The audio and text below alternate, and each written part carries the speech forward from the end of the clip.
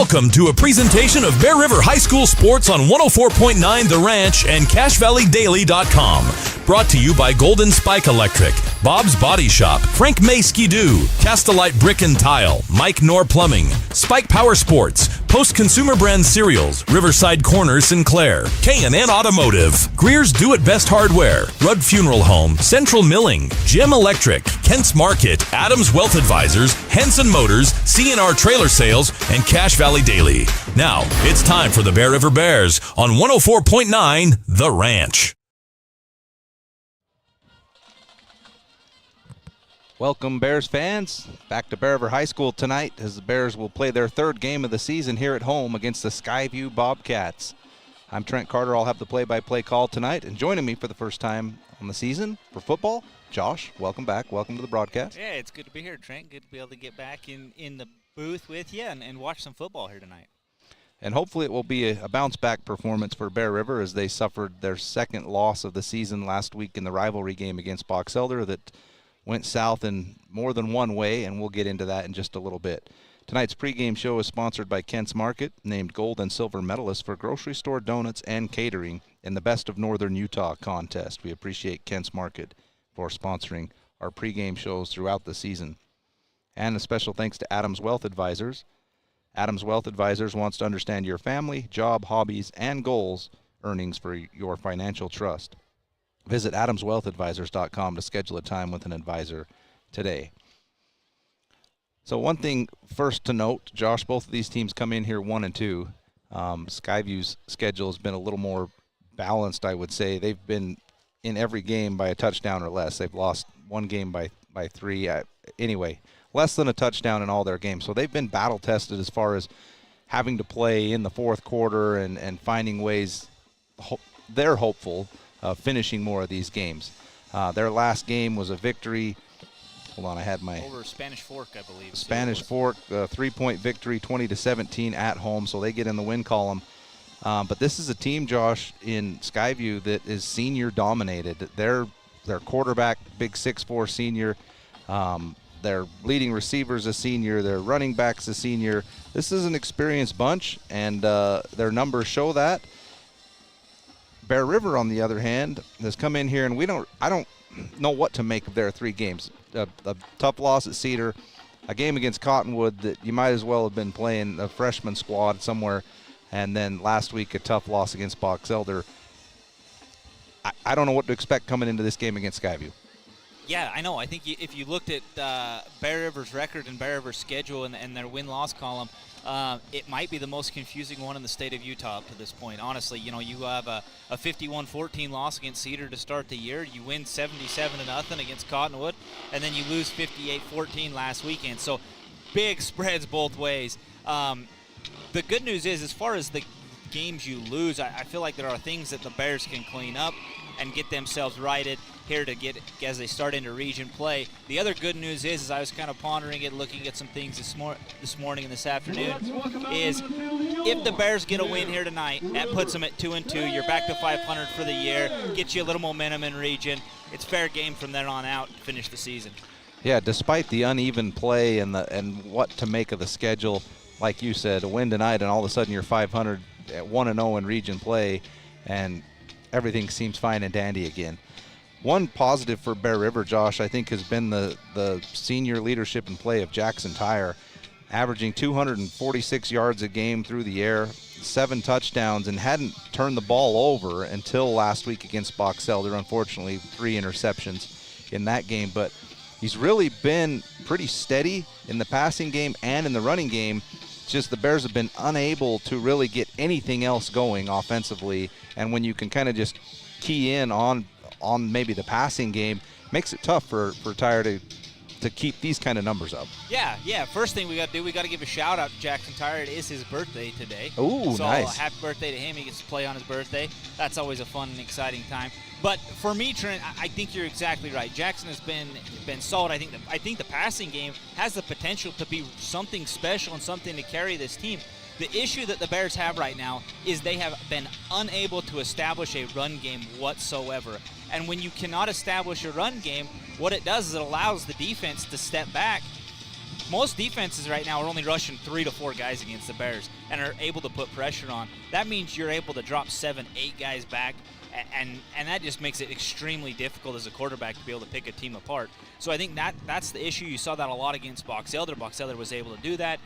So for the Bears tonight, I feel like they have to establish the run. They have to be able to get the run going. And I'm not saying you have to have 10-yard runs. I'm just saying you got to be able to get 3, 4-yard runs to force the linebackers to stay up so they don't keep dropping back and playing a spy in the middle of the field.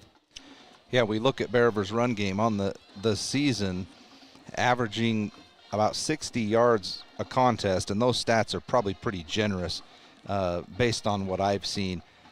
Really, sophomore Rigdon Vonk is the featured back and has struggled to get anything going through the middle of the field. He's a back that wants to bounce it to the outside, which I get it, that's his game. But at some point, I think Bear River's got to try and run between the tackles and force those linebackers to come up and make some plays. Whether that means someone else has to bounce in there, I think Brecken Garn, who has been really good on the defensive side of the ball, needs to be more involved offensively, and we'll get to that in a moment. We're going to have our national anthem. We'll take a quick break on 104.9 The Ranch. Kent's Market in Tremonton has all your grocery needs, but did you know they have an amazing sporting goods section with scopes, bullets, hunting licenses, and more? Kent's in Tremonton is your local drop-off for dry cleaning. Kent's Market in Tremonton, more than a grocery store. Frank May has been the go-to destination for area thrill seekers. Whether you're tearing through the trails with Can-Am off-road vehicles or cruising the waves with Sea-Doo watercraft, Frank May Skidoo has got you covered. Swing by our showroom today and visit frankmayskidoo.com for a slice of our history. Mike Knorr Plumbing serves Tremonton, Cache Valley, and beyond. Mike Knorr Plumbing brings expertise and reliability to every job. Call the pros with almost half a century of experience. A Best of Northern Utah and Reader's Choice winner, Mike Knorr Plumbing. Online at mikeknorrplumbing.com. From what's happening in local political elections, to breaking news, to photo galleries and replays of the latest games. If it's happening in our community, it's on CacheValleyDaily.com and the Cache Valley Daily app.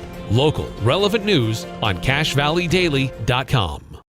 At Adams Wealth Advisors, they believe that successful wealth management is all about planning. Adams Wealth Advisors is here to help. If you're transitioning a business, searching for the most up-to-date tax strategies, need help managing investments, or need help with estate planning, Adams Wealth Advisors has your back. Welcome back, Bears fans. The Kent's Market pregame show as we get ready for Skyview and Bear River tonight, as the Bears are back here at home for their first region game against the Bobcats, and they'll be looking to get back to 500 on the season. So back to what we were talking about, Josh, as far as Bear River in the running game. To me, Brecken Garn, Dallin Rice, two of your more physical players, and just looking out there at Brecken Garn, big body, someone they've played a little tight end with, but he has one reception on the year, which I think he's got to get more touches, whether that's in a few quick passes off the line, or we got to put him in the backfield or something and hand the ball off to him. But the Bears have got to find a way to be more physical in the run game. Absolutely. That's going to be, like I say, that's my big key to the game is that if the Bears can figure out a way to establish a run, I would love to see Dallin Rice back in there, running back. We saw him a little bit last year when they kind of had that rotation of Hess, Tyden Jones, who's over at Utah State now, and Rice. That was a great combination there. You had speed, you had physicality. I think the Bears have to find a way to be physical inside the tackles in the run game. For Skyview, as we mentioned earlier, this is a senior-dominated team. Their quarterback, number 12, Jack Clark, senior, big, 6'4", 215, and you look out there, and when you can see over the line as well as he can, and I watched him warm up, he's got a dynamite arm. It's going to be a challenge today for the Bears secondary if they can't get some pressure on Clark. Yeah, and what's going to be interesting to me, and this is another one of my, plays right into one of my other keys of the game, is for the Bears to be successful, they have to control the line of scrimmage. You've got to be able to put pressure on the quarterback. What the Bears have been doing in the first 3 games, only rushing 3 guys at a time. 3-man front.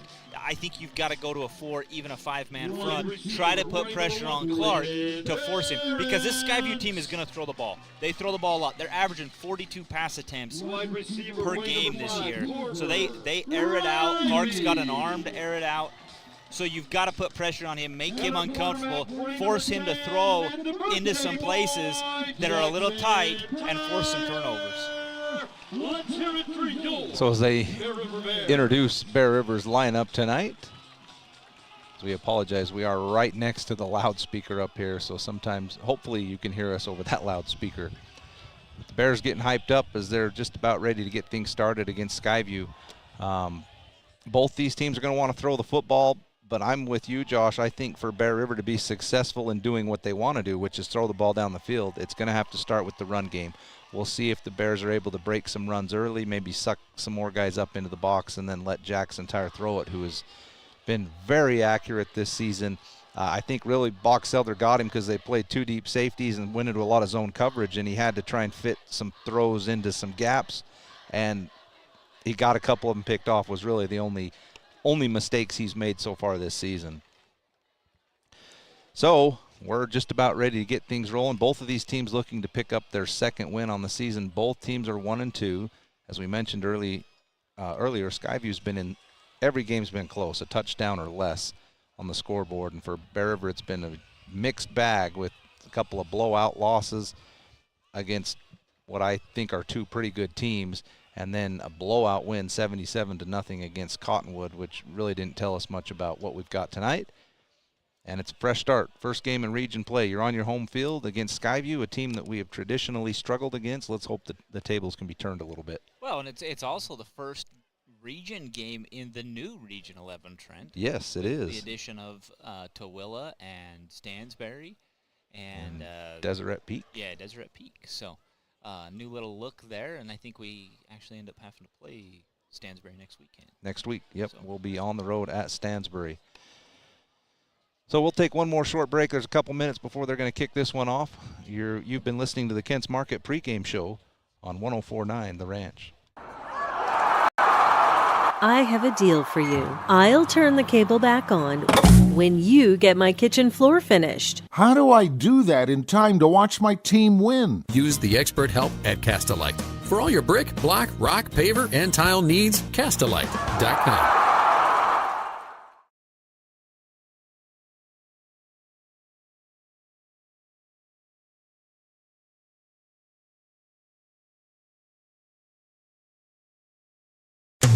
Your local cow.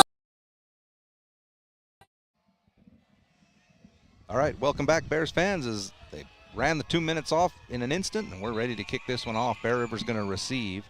So my guess is they have Skyview won the toss and deferred their choice to the second half. So they will kick to Bear River. Skyview in their white jerseys with blue pants and blue letters, blue helmets. They will be going from right to left on the dial. Bear River in their red jerseys with white numbers and black pants with black helmets.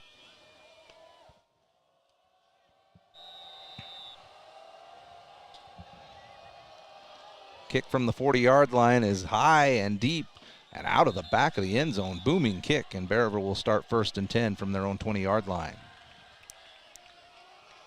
So it's going to be interesting to see right off the bat, Trent, what Bear River and what the offense decides to do. Are they going to try to establish a run like we've talked about, or are they going to go and try to take deep shots right down the field to start with?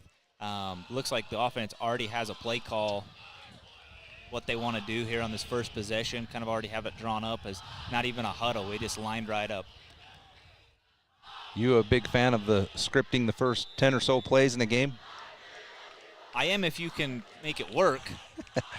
Shotgun formation, 2 receivers to each side. The snap has been an issue this season. The first one's high, but it's hauled in by Tyre. Quick throw over here to the right side is complete to Dalton Williams for a short gain. And I think that's important to note, Trent. One of the big things for Bear River tonight is going to be, can they limit the mistakes? Can they limit snapping the ball over? Can they limit really dumb penalties? So there were a few of those that they ended up with at Box Elder. That is something that the Bears are going to have to do. Make it a clean game here tonight. 2nd down and 8. Another quick throw over here to the left side is complete to Brager as he makes his way towards the Skyview sideline. He's going to pick up another 2 or 3 yards. We didn't get a chance to mention Brager in our pregame show, but he has been the dominating force on the receiving side for Bear River. 120 yards a game and 4 touchdowns, and he had 200-plus yards against Box Elder and a touchdown. So it's clear Bear River wants to get the ball into his hands. We'll see if they can do that again today.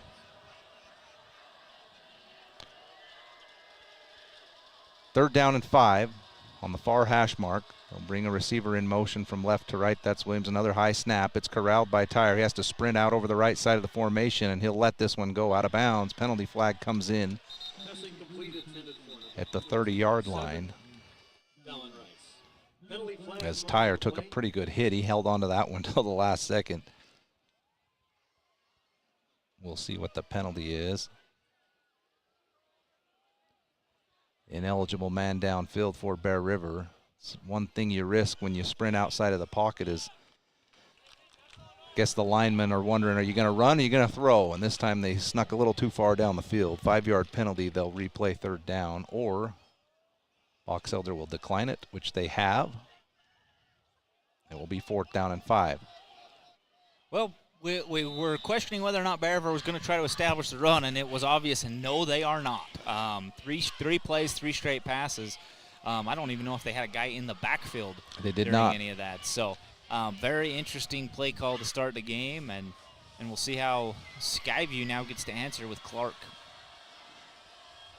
And it was the short passing game, and sometimes teams will use that kind of as a running game, so maybe we'll give them half credit for trying to establish the run. The punt is a low-line drive that bounces in Skyview territory and is returned back to the 45-yard line. That's where Skyview will start 1st and 10.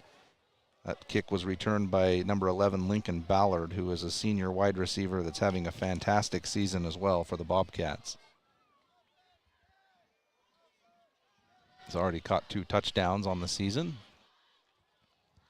So our first opportunity to see Skyview on offense with senior quarterback Jack Clark, averaging 250 yards a game. He's 6'4", 220 pounds.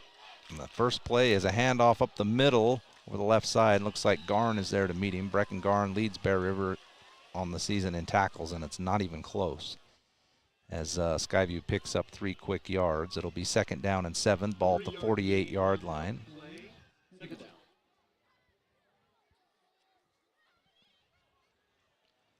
Another shotgun snap, another handoff. This time they'll try and go over the right side of the formation. Xander Stokes is the primary back for Skyview. Another 2 yards, make it 3rd and a long 5 for the Bobcats. And this is what Bear River wants to do, force Clark to be in a long situation on 3rd down. Shotgun snap, wants to throw, goes over the middle, has a man open. It's caught, enough for a 1st down, tackled on the play by number 31 for the Bears, Quade Murray. Pass complete, 1st down, Skyview.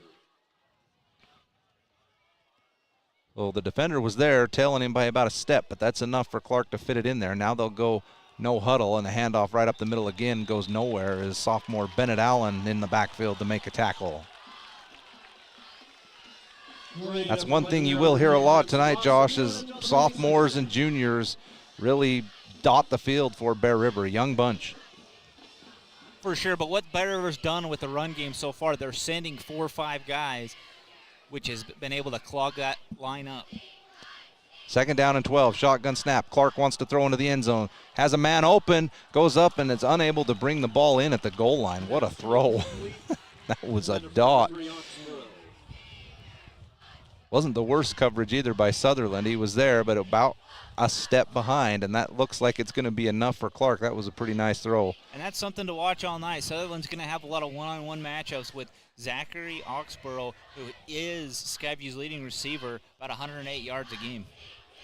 Shotgun snap. This time they will hand off to Stokes again over the right side. Again, not a whole lot there. Bear River doing a great job filling those lanes. Again, Bennett Allen in to help bring that one down. So here's another opportunity for Bear River. It's probably 2 down territory for Skyview, but it's 4th. Yeah, you're right. There is no 2 downs. This is it. 4th down and 9. And if you're Bear River, this is a big opening possession right here. You're able to force them out on a 4 and out. Shotgun snap, looks down the left side of the field. Little comeback route is complete to number 1, and he's out just past the 1st down marker. Number 1 for the Bobcats is Cooper Karen. Again, another senior who's a big part of their passing game. Karen averages about 60 yards a game in receiving, so Lots of weapons on the outside for the Skyview Bobcats team. Another quick snap. Fake the handoff. They want to throw deep into the end zone. Has a man wide open. Overthrows him slightly, but dives out and makes the catch for a touchdown. Again, that's Cooper Karen, and Skyview's going to get on the board on this opening drive. As you mentioned, Josh, the Bears had a couple of opportunities on that drive to get Skyview off the field. Just couldn't do it.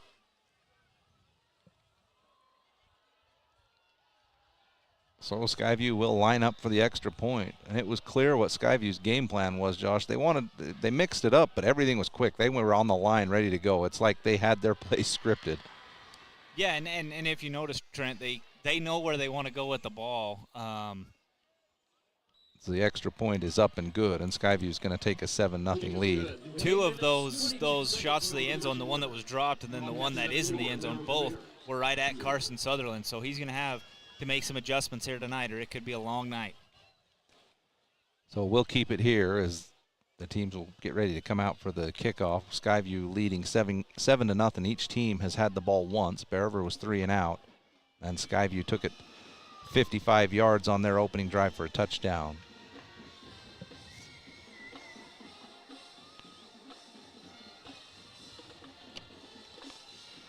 So we'll see what Bear River decides to do on their second possession. It was the quick, short passing game.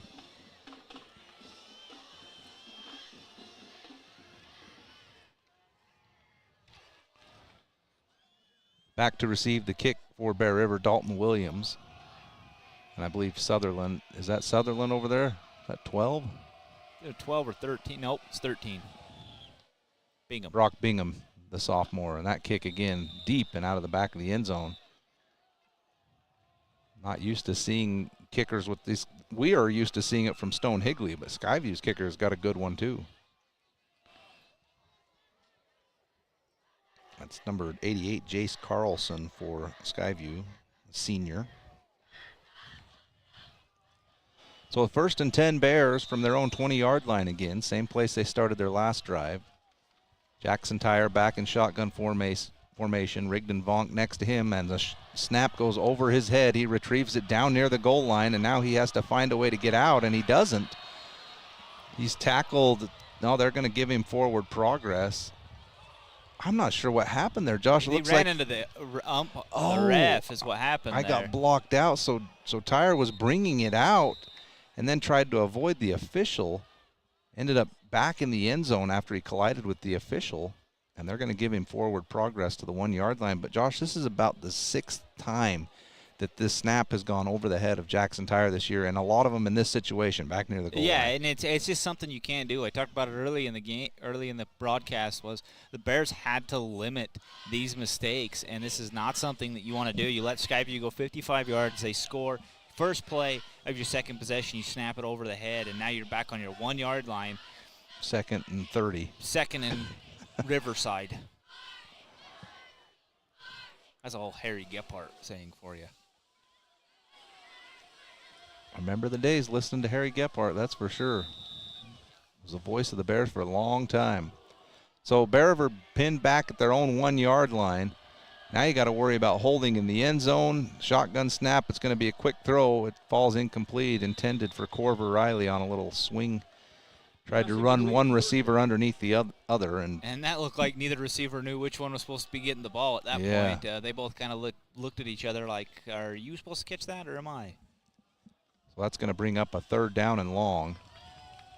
And all you're trying to do here, I understand if you're Jackson Tyre, if you're the Bears offense, you are not trying to pick up the 1st down right here. Give yourself some room. Pick up 5, 6, 7 yards. Get yourself off the goal line.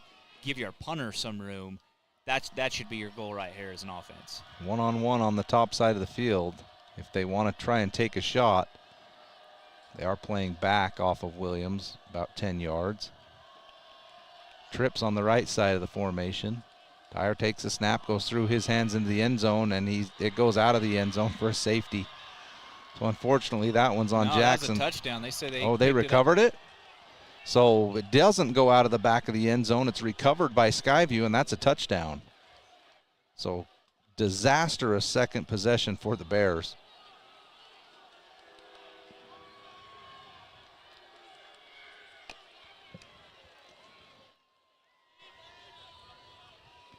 13-0 Skyview.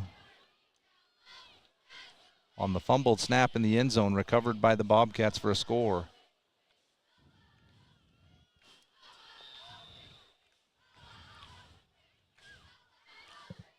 Jace Carlson will come on for the extra point for the Bobcats. Good snap, good hold, and the kick is up, and I think he missed it wide right. Pushed it. So the first positive thing has happened for Bear River. Skyview misses the extra point, and Bear River's going to get the ball back. We'll take a short break. You're listening to Bear River Bears football on 104.9 The Ranch. Your local Cal Ranch in North Logan is proud to sponsor high school athletics. Just what the country needs. The Post-Consumer Brands United Way cereal sale is September 27th at 7 a.m. Bring cash and get to the Box Elder Fairgrounds in Tremonton early. Post cereal is just $1.50 per bag or box. Limit 50 per person. The Post cereal sale, September 27th, starting at 7 a.m. 7:51 to go in the first quarter. Skyview 13, Bear River 0. Skyview scored on their first drive 55 yards for a score, and then Bear River just snapped one over the head of the quarterback down to the 1 yard line, and then another fumbled snap in the end zone. Skyview recovers for a touchdown. They missed the extra point, and that's where we stand. So Skyview to kick it away again, and Bear River's got to get something going quickly. Carlson's kick again deep into the back of the end zone for a touchback, and Bear River will start 1st and 10 from their own 20-yard line.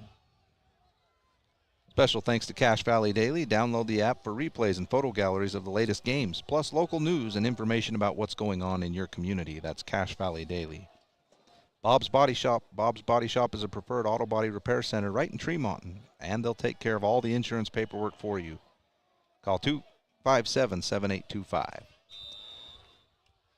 Shotgun formation, Vonk in the backfield. They'll motion Corver Riley from right to left across the formation. Fake the handoff. Another quick throw over to this side is caught as they try and set up the screen pass. And it's Eli Brager on the catch.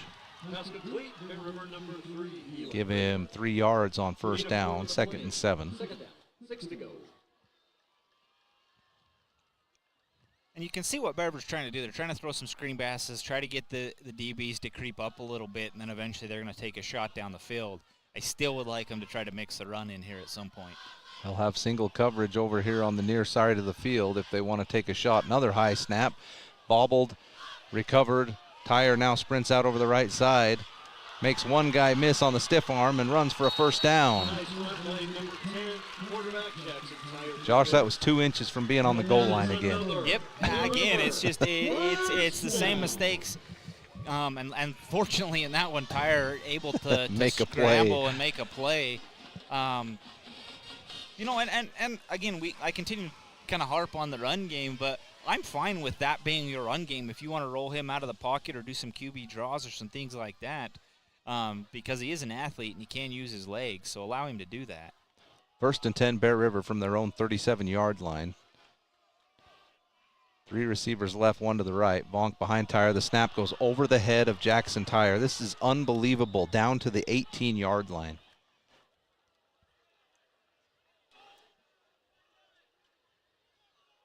That's 2 in this first quarter, and we haven't played 5 minutes. And that's probably 3 more that have... 2 that, another one that should have just happened previous, and then you also had the one that was dropped by Jackson in the end zone. So, you know, and that's what's frustrating is you just had a big pickup, you just moved the chains. Now you're another 18, 20 yards back from where you originally needed to be. Spot the ball at their own 19-yard line. They've got to get near midfield for a first down, so 2nd and a mile. Snap, he looks to throw right, and here they're going to take their shot. It's perfect coverage down this side, intended for Brager. And it falls incomplete near midfield, and so Bear River will be in a huge 3rd down and long.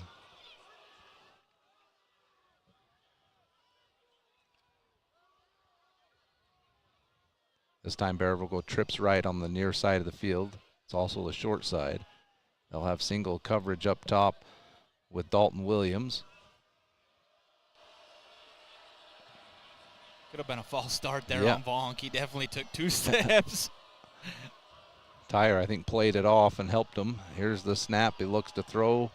Now flushed out of the pocket, and he's wrapped up and will be sacked in the backfield near the 15-yard line. So, unfortunately, Bear River unable to give him quite enough time to let that play develop. It looks like number 55 for Skyview, Gavin Reed, in on the sack, and that'll be 4th down and about 40. And really, Trent, other than a broken play by Jackson Tyre, which almost was a snap over his head, the offense hasn't gone more than 3 yards on a play. So, snap to Stone Higley in the back of the end zone. Oh, he's absolutely destroyed after he punted it. It lands the 30 and rolls up near midfield. The penalty flag is out, and Bear River, I think, is going to catch a big break. I believe that will be an automatic first down. Start on their own 44-yard line. No, we gotta. Yeah, I was gonna say we gotta roughen the. Yeah, roughing the punter. That was. I mean, he got clobbered.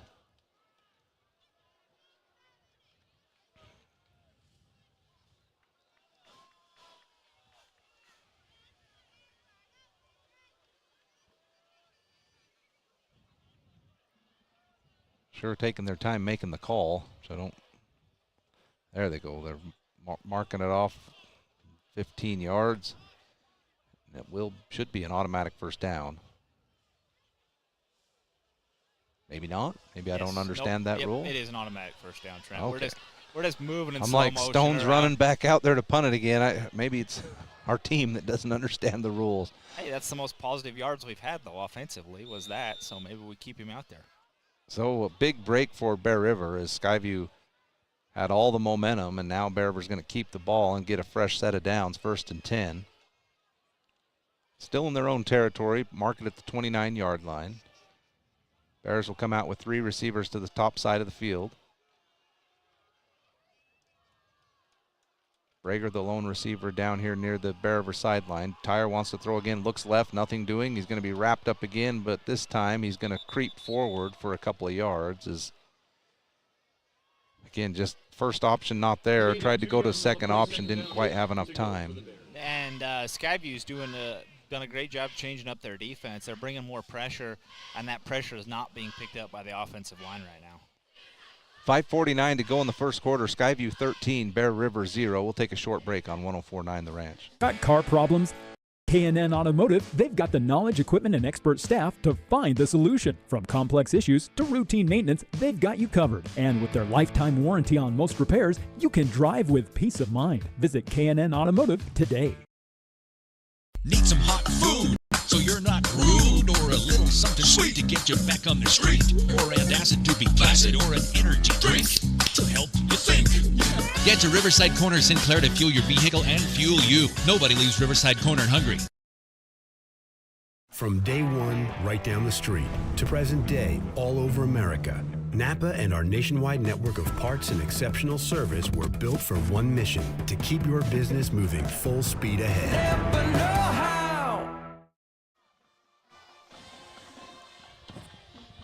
Just under 6 minutes to go in the first quarter. Bear River has 2nd down and 8 from their own 21-yard line. Jackson Tyre takes a snap, quick throw, this time to the right side, caught by Brager, looks to make a move and is run out of bounds near the 35-yard line. It's enough for a first down. Some extracurricular activity in the backfield, back near the quarterback. And that was a great block there by Vaughn, because he picked up the pressure, saw it, picked it up, was able to give Jackson enough time there to make that throw to Brager on the outside. And that, I think, is the Bears. Is that their first down of the game, or second? It's the first down that we earned. Got one by penalty. Hey, Stone would probably say he earned that That's first. true. That he hung in down. there. He hung in there. Empty backfield, shotgun snap. Tyre takes it, throws quickly over the right side. Again, caught over here in front of the Bears sideline. Short gain as that's Dalton Williams on the catch. Maybe a couple yards. 3, looks like. 2. Make it 2nd down and 7. The Bears marching towards midfield. Again, empty back set this time. They'll go 5 receivers. They'll motion one over the left side, another high snap. This one's corralled, but it's tipped at the line of scrimmage as Tyre went to throw over here to Brager. And Bear River, you got to make the adjustment. They keep bringing guys off the edge. Essentially, you're getting into the backfield untouched unless you have your running back there that's able to pick it up. Yeah, I think if I'm Skyview and I see they go empty back, I'd send two guys on both edges. Yeah, it's an automatic blitz. Now, if you're Bear River, you throw in behind it if you have enough time. Here they're coming, it looks like, again, off both sides, potentially. Tyre checks it. He'll look over to the sidelines. Two receivers to each side. Now Skyview backs out of it. They will bring pressure off the one side. Tyre throws over here to the sideline. Intended for Eli Brager at midfield. That's incomplete. And that will bring up 4th down and 7. So the drive stalls out for the Bears. And the issue you have with the stall out there, Trent, is all three of those plays were essentially the exact same pass to Brager, a little comeback along the sideline. You've got to mix it up, try to throw something over the middle. I don't even mind you trying to take a deep shot right there, but mix it up, force Skyview to give you a little bit different look. Stone Higley punts it. It's taken by Skyview back at their own 32-yard line. And if Skyview's going to continue to bring pressure, Josh, I like Brecken Garn in there at tight end, and you just run him up the seam where those guys have vacated from. Well, the other thing too, Trent, is Skyview has shown that they're going to bring pressure from the edges. That's where they want to bring the pressure. So if you're going to do that, you send it up the gut, and you've cleared the middle of the field. At least try to run the ball so it keeps those guys from bringing the edge so much. That's another adjustment the Bears can make. But the Bears got to make an adjustment defensively here, or else they're going to be down 20-0 here in the first quarter. So Skyview back out on the field for their second offensive possession. They scored on their first, and they got a fumble recovery in the end zone. And here's a tackle for a loss in the backfield. Number 51 for the Bears, Damon Anderson. I will say, Josh, the Bears have been pretty good in the run defense. Has made some big adjustments today. And credit Skyview. They're sticking with it, which I think you have to if you're going to keep a team honest. They'll motion a guy across the formation. They'll hand off up the middle. Again, Bear River right there. Damon Anderson again. But again, Trent, the big adjustment Bear River has made from the first 3 games to this game, rather than just being 3 guys, you now have 4 or 5 guys that are causing issues on that front line for Skyview. So 3rd down and 12. Skyview has the ball at their own 29-yard line. Watch the one-on-one here on the outside with Oxborough and Sutherland. Right in front of the Bear River sideline. That's the matchup. If I'm Bear River, I'm dropping those safeties deeper, giving help over the top on both of these guys. They'll cheat the safety to the other side, and they're going down the other way, and it's intercepted by Sutherland. Beautiful defensive effort. They went with trips right one-on-one as they shaded the safety to the opposite side of the field, and Sutherland was there step for step. What a play. Yeah, great play there by Sutherland. Clark threw that ball up. It was kind of a 50-50 ball. Sutherland put himself in position to get a pick and now give the Bears a little bit momentum in their best field position to start here in the first half. I mean, that was textbook. He was right on his hip, and as soon as he saw the receiver make an effort for the ball, he turned his head and was able to put it right in his chest. Excellent job, young man. Carson Sutherland, that's how you do it. Now if you're Bear River, you have to get points here. Momentum has swung back to you a little bit. If you can put points on the board, it's all of a sudden the pendulum of momentum has swung back a long ways to Bear River. Bear River fakes the handoff on the direct snap, and a penalty flag flies in, as I'm sure there's a procedure penalty coming against Bear River. Ball start, I believe. Illegal shift against the Bears. Who was that in the backfield? Oh, it was Gladen Behrens took the direct snap and faked the handoff. And they call an illegal shift against Bear River. 5-yard penalty, replay, first down.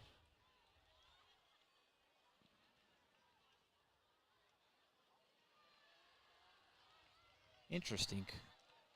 This is more of a Wildcat type of look. Yeah, Jackson Tyre not on the field. Now it is Eli Brager in the backfield, or in at quarterback with Vonk next to him.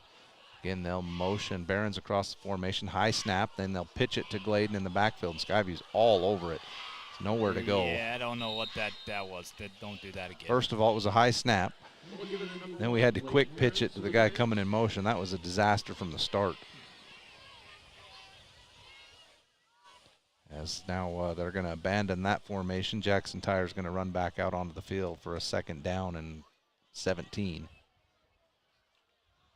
Bear River spent more plays in 2nd and 12 to 17 tonight than I think they have in 2nd and 5 or 3rd and 5.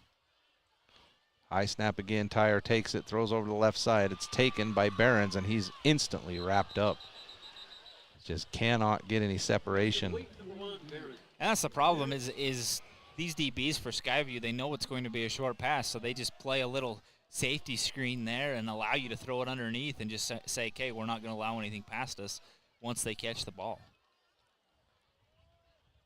Going to bring up 3rd down and 15. I mean, we have not had a traditional handoff yet in this game, Josh. Nope. Not one. 1:47 to go in the first quarter, 13-0 Bobcats. Bears in a 3rd and long. So they'll run split receivers on both sides, empty backfield. Now they'll motion across the formation, fake the pitches. Now they're going to run with Tire as they try and set up some blockers. And they've got a couple of them out there, but it's not going to be enough for a 1st down. Still going to be about 8 yards short, but maybe close enough that they may consider going for it. We'll see.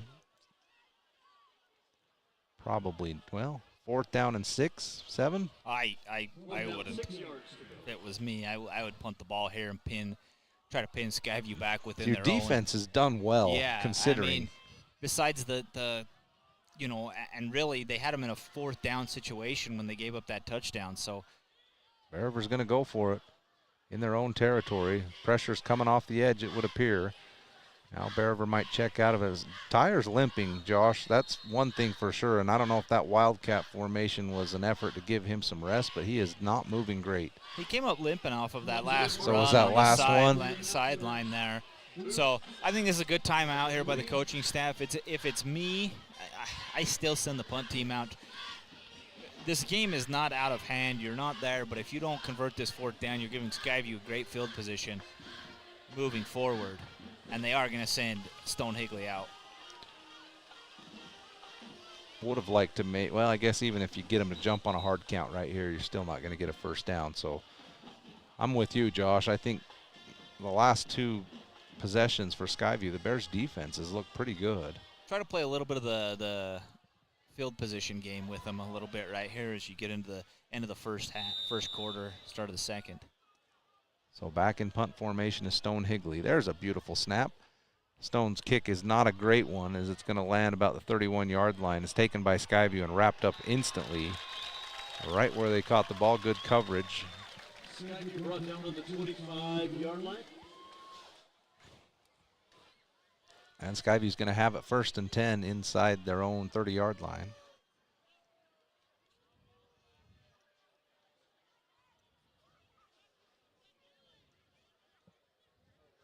Golden Spike Electric, don't let Mother Nature spoil your night. Get a Generac backup generator installed today. Call Golden Spike Electric, 257-3016.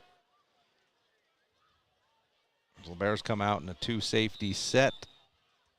Little 3-4. Snap goes to Clark. He fakes the run, then pitches it over to the right side as they try and go around the end. Give him 7 yards on 1st down up to the 35-yard line. Brad Sparrow on the run there. Had a little bit of speed, a little burst of speed there. A little different look than usually running Stokes up the middle. 2nd down and 4. Skyview will go quick again. Snap, handoff up the middle. It goes nowhere. Nice stop by the Bears. There to meet him in the hole. 51. Again, Damon Anderson. That's about the 3rd time he's been the first man there. Beautifully and done. I'll tell you this, give a lot of credit to the Bear River defensive line and that front 5-6 guys. They've done a fantastic job tonight. Yeah. They've eliminated the run. It's been a completely different effort. I mean, Bear River historically since Coach Wade has been here, I don't know if that's his philosophy or somebody else, but they are going to blitz. And the blitzing that they've done the first 3 games of the season has been really ineffective. Tonight, it's almost like they're run blitzing. They're their linemen are doing one thing and their backers know what they're doing, and they're working it as a group a little bit better than they have. It's a lot different blitzing scheme tonight than it has been in the first 3 games, and it's been very effective so far. So, the Bears, I'll say this. The defense has kept the Bears hanging around in this game enough that if the Bears offense could just get a little momentum, the Bears are not out of this game. They're very much still in it. If you can get out of this first half, and you still got 12 minutes here in the second quarter as we start it, you'd be only down by 6 points going into halftime. I think that would be a win for the Bears, especially when the offense has been very stagnant so far. So to start the second quarter, it'll be 3rd down and 7 for Skyview. A chance for Bear River to get off the field again. 4 receivers set for Skyview. Single back. Snap goes to Clark. He looks to throw. He wants to throw over here to the right side. I think short of the first down marker. That was number 3. Zachary Oxborough. Nope, they gave it to him. Oh, okay. Looks short from here, but I think where they marked it was a yard behind. Gave the first down, but marked it a yard short of the marker. Okay. Here's a quick handoff over the right side up to the 40-yard line. That goes to Rad Sparrow, the junior. He gets a couple of yards on first down, bring up 2nd down and 8. Again, quickly into the formation goes Skyview. They'll motion from right to left. Everybody over on the left side of the field. They try and set up a quick screen pass out near first down yardage, as they had guys out there to block it up. We'll see where they mark it. It looked like it was number 1, Cooper Karen, on the catch for the Bobcats. A little short there, so we're going to go 3rd down now. 3rd and 1. 3rd and 1 for the Bobcats. We'll see if... Do the Bobcats trust their run game right now? Because so far the Bears have been winning the battle in the trenches. Do they trust them enough to try to gain 1 yard? Look like QB sneak here. Tight formation. They will hand it off over the right side. Bear River's there, but unfortunately the legs keep churning, and Skyview's going to grab 2 or 3 yards. Thought we might have seen a Region 11 tush push there, Trent. That's the formation it looked like. I don't think they're interested at all in Clark running the football. No. I think he could have got it, but I wouldn't either. Here's a quick snap and a throw over the left side. What a hit by Quade Murray as the receiver caught it and was instantly knocked down after a gain of 6 yards on first down. Great catch there by Lincoln Ballard to hold on to that. Skyview again, 3 seconds and they're at the line ready to roll. They'll motion the running back out of the backfield. Clark takes the snap, looks to throw. Now flushed out of the pocket. It's going to take off and run this time, and he is hammered over the middle. Man, you got to get down, big fella. Yeah, as an offensive coordinator, I'm in his ear right now saying, you slide, please. He got wrapped around the legs, and then on the way down really got hammered in the head. Nothing vicious. It just two bodies collided, and, boy, he took a shot. 3rd and short again. Snap and a handoff over the right side, and Stokes is wrapped up after a short gain, but it's unfortunately enough for a first down. Need about 3rd and 3 instead of 3rd and 1, and the Bears, I think, would be all right, but that 3-man front, you're about guaranteed a yard every time. Split receivers again, 2 on each side. Clark wants to throw. Look, he's got all day to throw. He's going to lob one to the end zone. Defender falls down, and that's a touchdown. Quade Murray was in coverage. He's got his feet tangled up, and that's all they needed to get it into the end zone, as it's, again, number 11 for Skyview, Lincoln Ballard, in for the score, 50 yards. The throw and catch. 19-0 Skyview. Early in the second quarter. And just in a very efficient drive there for Skyview. They just did what they had to do, took what the defense would give them, 3-yard runs, 2 3-yard runs, and then threw it deep over the top and able to get a touchdown there. The extra point is up, and it's good, and Skyview is going to grab a 20-0 lead here in the first half, and Bear River's on the verge of putting themselves in a position they've been in a few too many times this season. We'll take a short break on 104.9 The Ranch. Hanson Motor Company isn't just another dealership. We're your friends and your neighbors. We grew up here. Hurry to Hanson Motors for $7,500 off new electric vehicles. The federal tax credit ends September 30th.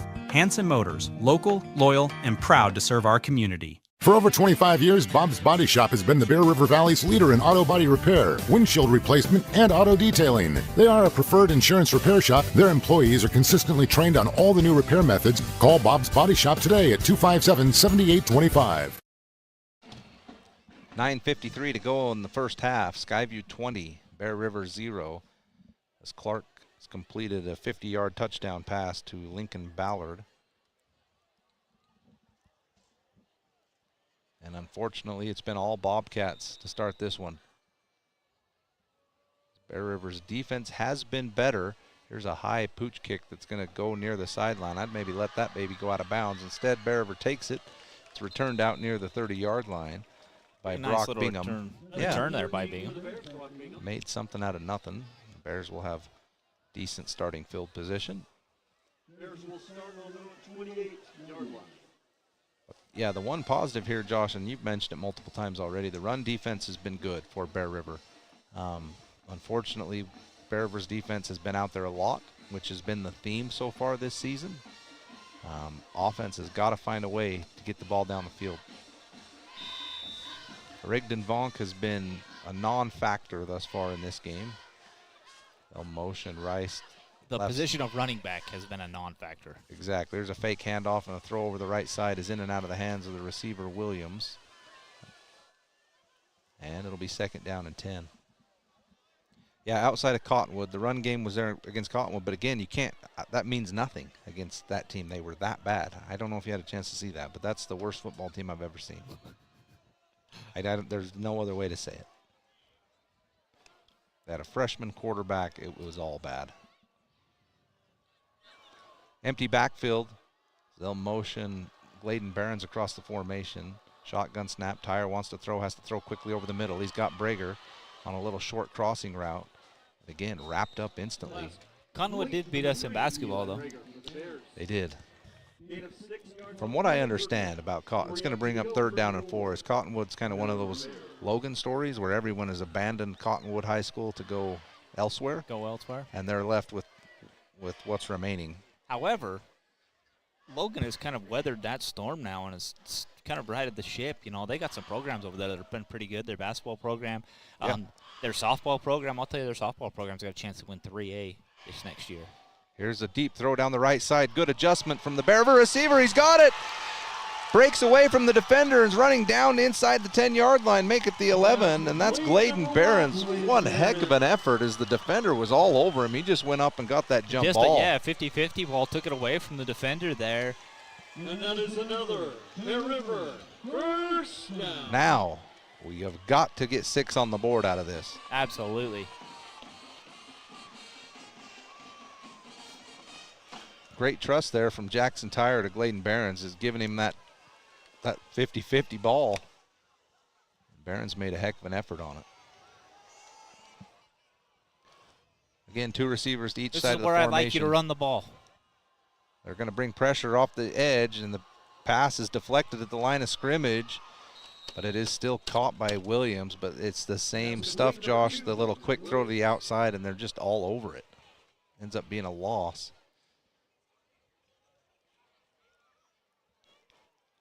The problem with that, Trent, is you're not, the offense is not doing anything to disguise it. They're not doing anything, even running any other plays to try to deflect Skyview's defense from doing anything different. I mean, the DBs basically can say, okay, I'm going to sit 5 yards back and then come up on you once you catch the ball.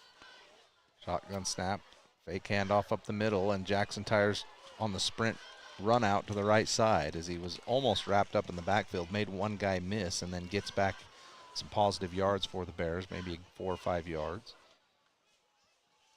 3rd down. Again, still have not handed it off. 7 to go for the Bears. We faked it a bunch, but we have not handed it off. 3rd down and 6. Bears can get a 1st down at the 2-yard line. But really, for me, this is 3rd down and goal. Vonk, the lone back behind Tyre in shotgun formation, takes the snap, Throws over the middle. It's deflected at the line of scrimmage and knocked down. And I can hear the coaches yelling out field goal. Pass incomplete, 4th down. I think I would have been okay with that if we were still sitting 13-0, but now at 20, just seems like you almost had to get a touchdown out of that one, Josh.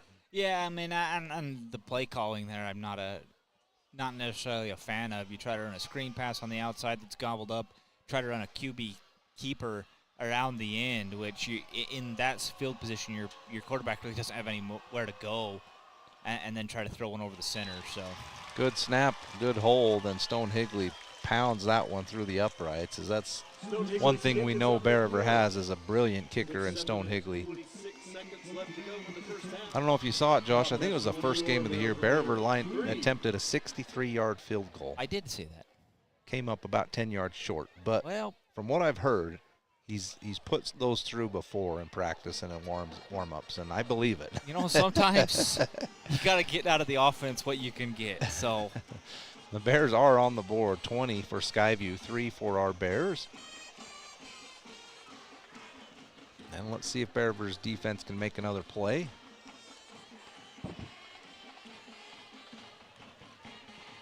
As each team has collected a turnover, Bear River got an interception, and Skyview got the big fumble recovery in the end zone.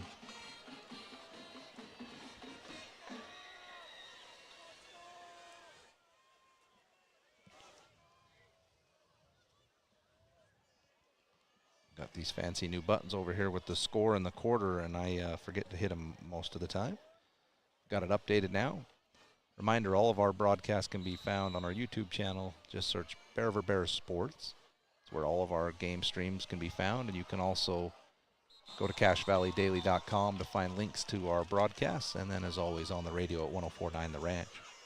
Kickoff goes out of the back of the end zone, and Skyview will start 1st down and 10 from their own 20-yard line. Special thanks to Frank May Skidoo. Find your best life on a Can-Am side-by-side from Frank May Skidoo online at frankmayskidoo.com.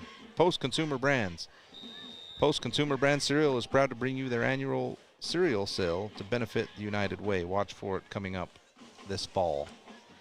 And Riverside Corner Sinclair. When heading through Riverside, you have to stop by Riverside Corner Sinclair. Get all your goodies, fill up your car, and grab a Bear River special.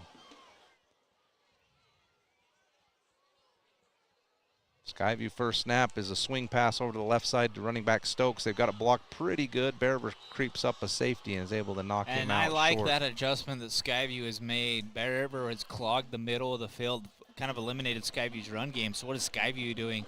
They're running their halfback out of the backfield on little screen passes outside or swing passes. It's not even really a screen pass, just a swing pass. And the linebackers for Bear River are not adjusting, so it's easy pickups. This time they will fake the handoff, throw deep over the middle. Good coverage again from Sutherland. He's had a nice game. So 2nd and 1 turns out now to be 3rd and 1 as Skyview decided to take a shot down the field. And right here, if I'm Bear River, I am going to send the house. If you Sell give out up, yep, for it. Yep. If you give up a big play on the outside, you give up a big play. But this is a chance to try to kind of limit Skyview. Same formation that they got the last short yardage situation, and they'll get it again as they'll hand off and get a 1.5 yards, and they needed a yard. 1st down for Skyview. Put the ball at their own 31-yard line. Just goes to show you how important it is in football to be in short yardage situations. Shotgun snap. This time they fake the handoff, and the Bears had him wrapped up in the backfield, unable to bring down Clark, who is a big body, and this time he makes a positive play out of it, gets 7-8 yards. Did you also just see him one-hand that snap? Yeah. That was impressive. The snap has been an adventure, honestly, for both teams. Bear River, obviously, with the big mistakes, the ones over the head, but both quarterbacks have had to be jumping around for this football. As Bear River jumps on the hard count, and they're going to call encroachment against the Bears. Not a fan of that call. I feel like if you jump a little bit and get back before they hike the ball like it used to be, got to just let that one go. So that's 1st down, gives Skyview a 1st down on the penalty. 1st and 10 from the 44-yard line. Shotgun formation.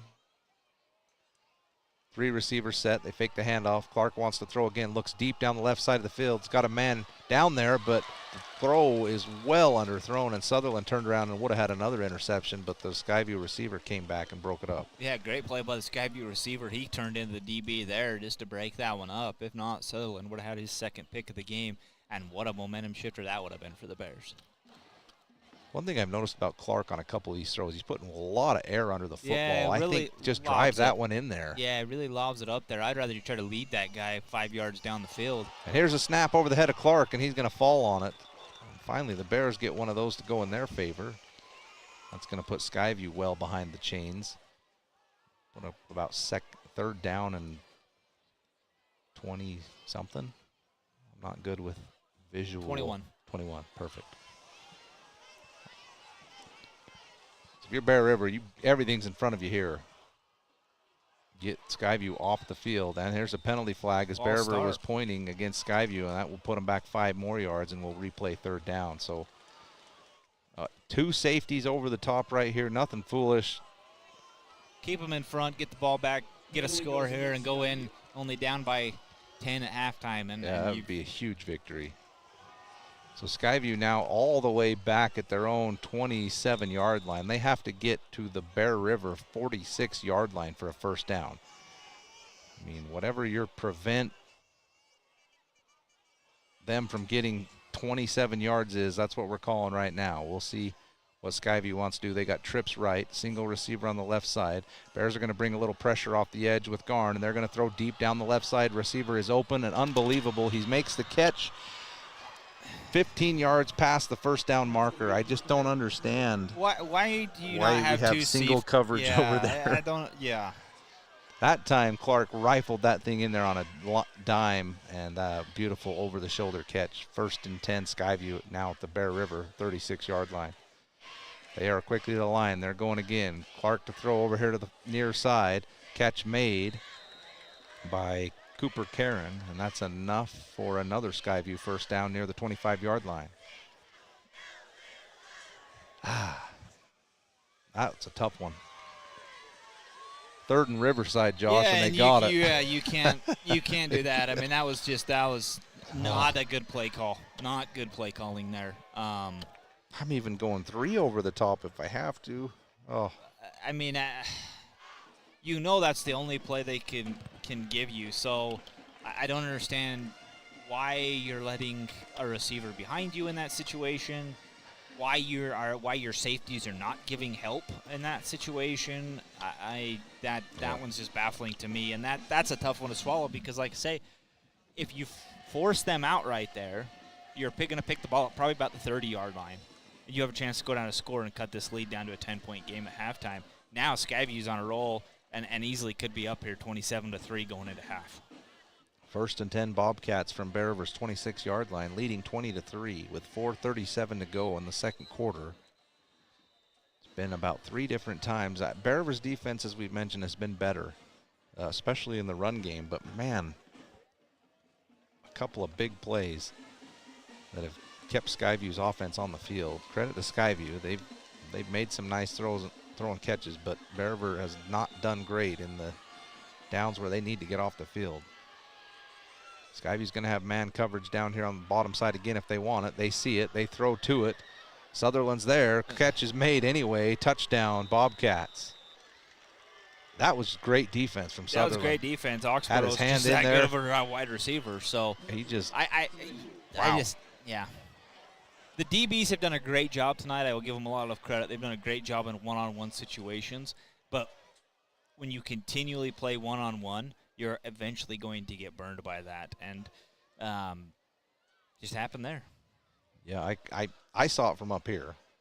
I mean, we were up in press and coverage. Clark's a throwing QB. So if we saw it up here, I guarantee you he saw it down there. And when he sees one-on-one coverage, he's licking his chops, and you know that's where he's going to try to throw the ball. Extra point is good. So unfortunately for Bear River, now trailing by 24. It's 27 for Skyview and 3 for Bear River with 4:29 to go till halftime.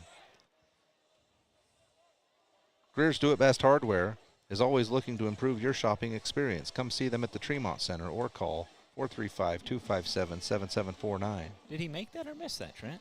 He made it. They signaled that he made it. We don't. Bear River doesn't. There it is. Oh, there it is. It's on the board. Central Milling produces high-quality flour for home and commercial kitchens. They are the Ferrari of flour, Central Milling. And Spike Power Sports. Spike Polaris Honda is your local dealer for all the fun stuff. Razors, four-wheelers, new and used. Find more at gspike.com. Into kick for Skyview, Jace Carlson. Williams.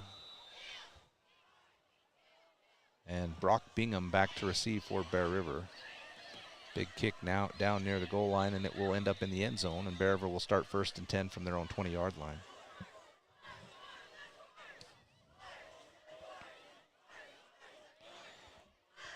Castlelite Brick and Tile. Whether you're looking for brick for your home, tile for a bathroom remodel, or pavers for a new walkway, think Castlelite. Online at castlelite.com.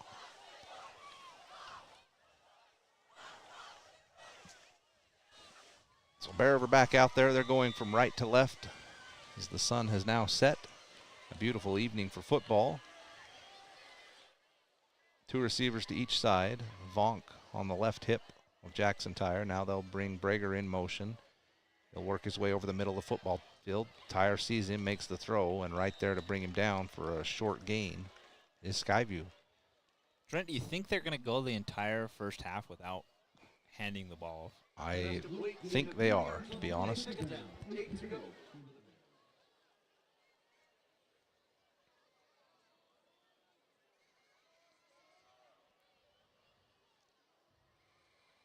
Second down and 9 for Bear River. Trips left. On the big side of the field, they'll run trips.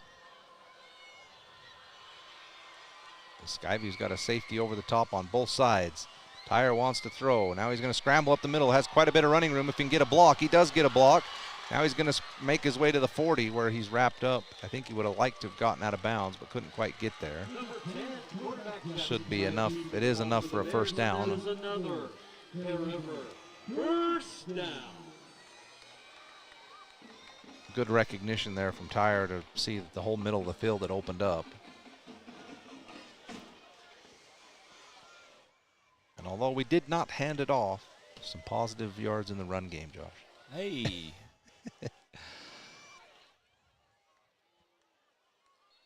This time, I believe we're going to have a false start against Bear River. Something looked funny on the line.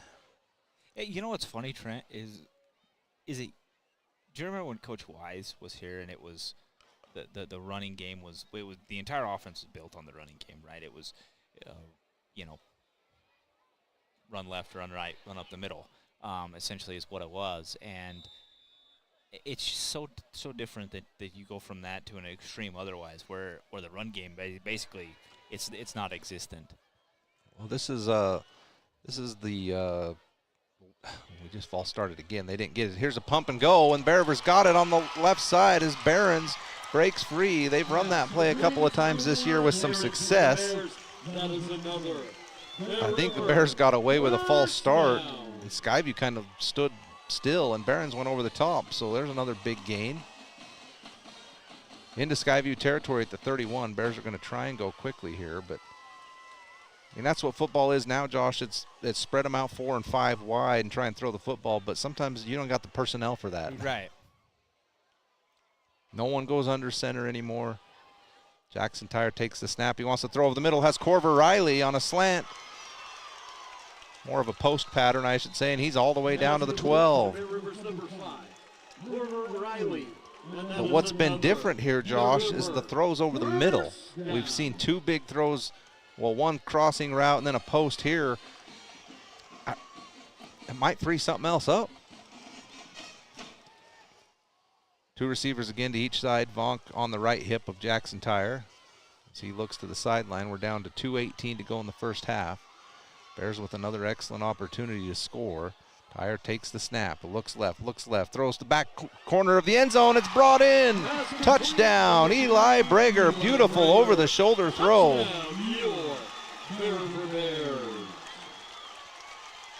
I'll say this, Josh, when Jackson Tyre gets enough time to throw, he's been pretty darn accurate this year. That was a pretty ball. And the crazy thing about that, Trent, was that if you had been watching the first half, that was a completely different offense right there. It was quick, snappy. Just completely different. And it was up the field. Yes. I mean, we have worked the heck out of the flats in this game. These throws were over the middle, crossing routes, post, and here's the kick for the extra point from Stone Higley, and that's good. Number 0, Stone Higley. And unfortunately, Skyview still with a big lead of 17 points, 27-10. With just over 2 minutes to go until halftime. Some of our other great sponsors for tonight's game, K&N Automotive, is where honest service meets expert repair, fast, fair pricing, and friendly expert service. That's K&N Automotive. Rudd Funeral Home in Tremont and Garland will treat your family with care and compassion in your time of need. Find them online at ruddfuneralhome.com. C&R Trailer Sales, whether you need a trailer for your family or your stock, C&R Trailer Sales in Elwood has what you need. Find them online at crtrl.com.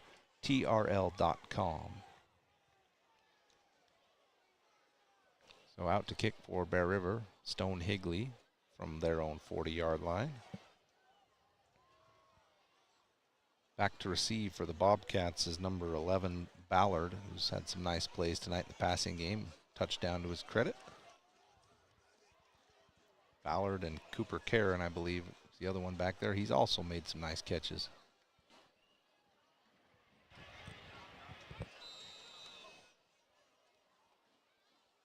Higley's kick is a good one. High, deep, end over end. Lands at the back of the end zone and goes out onto the track. And Skyview will start 1st and 10 from their own 20-yard line.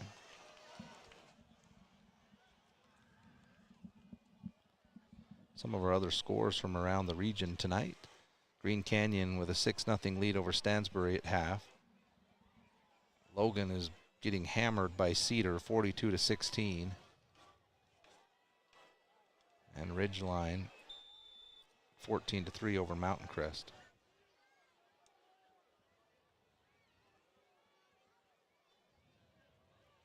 If you're Bear River here, you cannot allow Skyview to put any points on the board here with 2 minutes left. Quick swing pass over to the left side. One tackle missed, and the Bears rally to team tackle up after an 11-yard gain. Take them to the 31-yard line.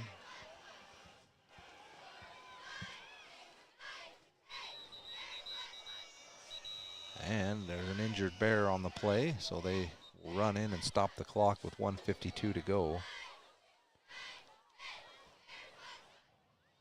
And see, I believe it's the sophomore Bennett Allen who's down for Bear River. We will take a short break. You're listening to Bear River Bears football on 104.9 The Ranch.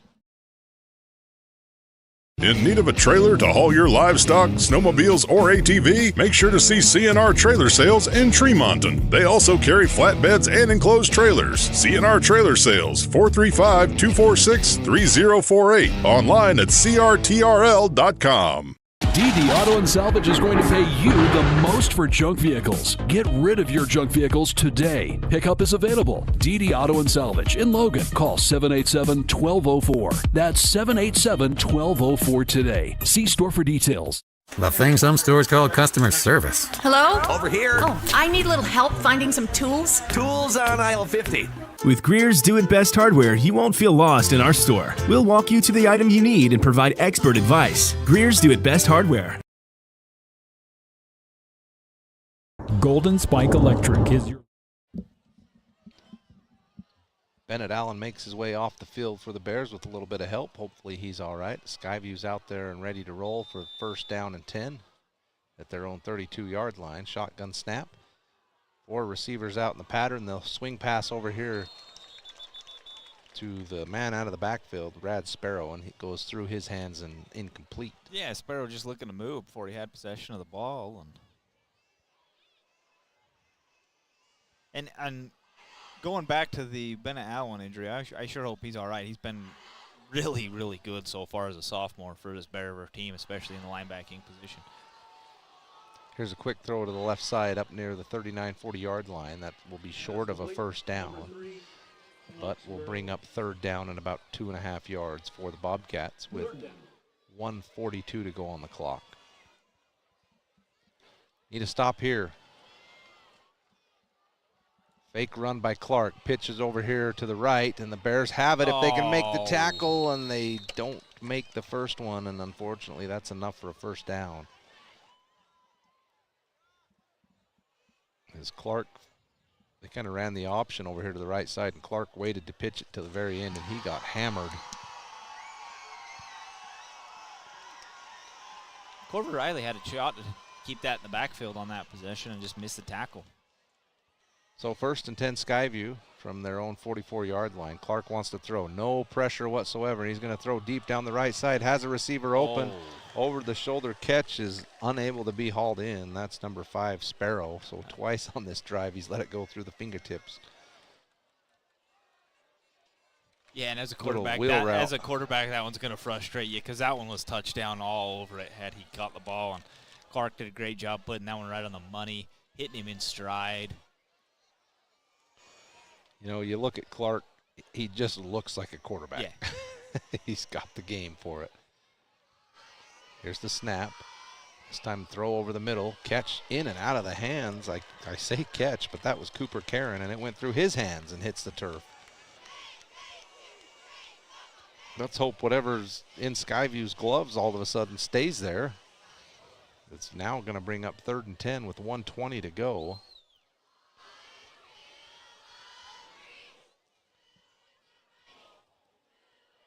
Sparrow in the backfield with Clark, quarterback.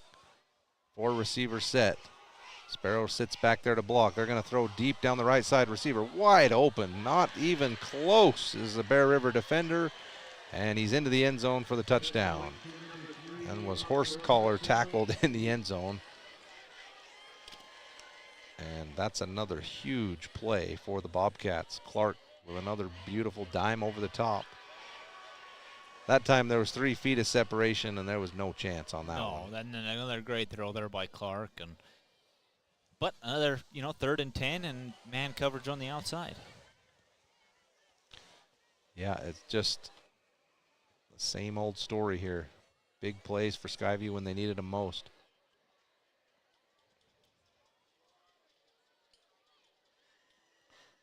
Extra point is up, and I believe missed. Nope. Thought I saw it on this side of the crossbar, but they say it's good. And Skyview is going to go up 34-10. So just when you hoped you could maybe get a stop and a chance for some more points before half, we're right back to where we were, a 24-point deficit for Bear River. It's been the passing game. You mentioned it in the pregame show, Josh. Skyview's going to throw the ball 40-plus times, and I felt like they've thrown it 20-plus already. Yeah, for sure. And Clark, you got to give him credit. Like I said, I'd be interested to know if he's going anywhere because he definitely has the arm to do it. Has the pocket presence to do it as well. Definitely some things he can work on, I think. His footwork maybe a little bit, maybe his throwing angle, but solid guy. Definitely has the height to be able to do it. I mean, he just threw that ball 45 yards with just dropped it in, and just like flicked it out there. During warm-ups, I saw him throw a few darts that I'm like, oh, okay, that's a strong arm. So the kickoff from Skyview is going to be fielded by Bear River at the 1-yard line. So good kick, and out past the 20 is number 13, Brock Bingham for the Bears. With 1:05 to go in the first half, it's all Skyview 34-10 over Bear River. The last offensive drive for Bear River was a bright spot, able to make 3 or 4 nice plays in the passing game, and a nice throw from Tyre to Brager in the corner of the end zone for the touchdown. But they find themselves in a tough spot trying to come back against a really good Skyview team. Here's a throw over the right side, which is behind Barron's. A little quick slant throw. That falls incomplete. We'll bring up 2nd down and 10. Yeah, looking at Skyview tonight, Josh, I feel like surprised, I guess, that they're 1-2, but some of that, the play we're seeing from them tonight is Morgan's a very good football team. Absolutely. Morgan's always been and they played them within a touchdown. And then who'd they lose their first game to? Cedar. Same team that beat Bear River. Oh, and that is thumping on Logan right now. So Cedar's a great team. Yeah. In Spanish Fork, I mean, I'm assuming Spanish Fork is no slouch and can play the game. And Spanish Fork always seems to put solid teams together no matter what. So the thing about Skyview is if the passing game can operate and Clark can pick defenses apart, you're going to be hard-pressed to stop them. I mean, Skyview takes a timeout after a second down play. They're going to be 3rd and 4. Skyview just has so many weapons when you start looking at their wide receiving core with Oxborough and Ballard and Cooper Karen. I mean, those three right there, that's a fantastic receiving core. And then I like what they've done tonight in mixing Sparrow in over Stokes. I think Sparrow gives them a little bit more of an athletic look out of the backfield. Yeah. And I like what they've been doing a lot with running their halfbacks out of the pocket there and then kind of running them kind of just out in the flat. Yeah, Skyview definitely, their battle-tested preseason has paid dividends for them tonight. So Bear River comes out after the timeout. It will be 3rd down and 4 for the Bears from their own 28-yard line.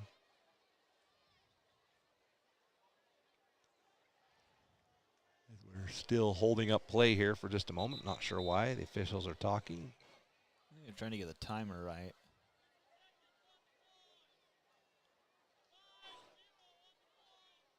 They want 50 seconds on the game clock. We'll see if they get that request.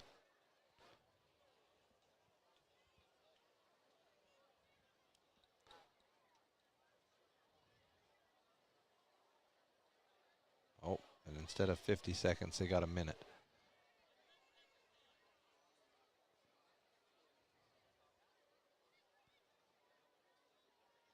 New scoreboard here for the Bears. Hey, there we go. We got the 50 up there. That's what we spent our NIL money on, Trent. Nice.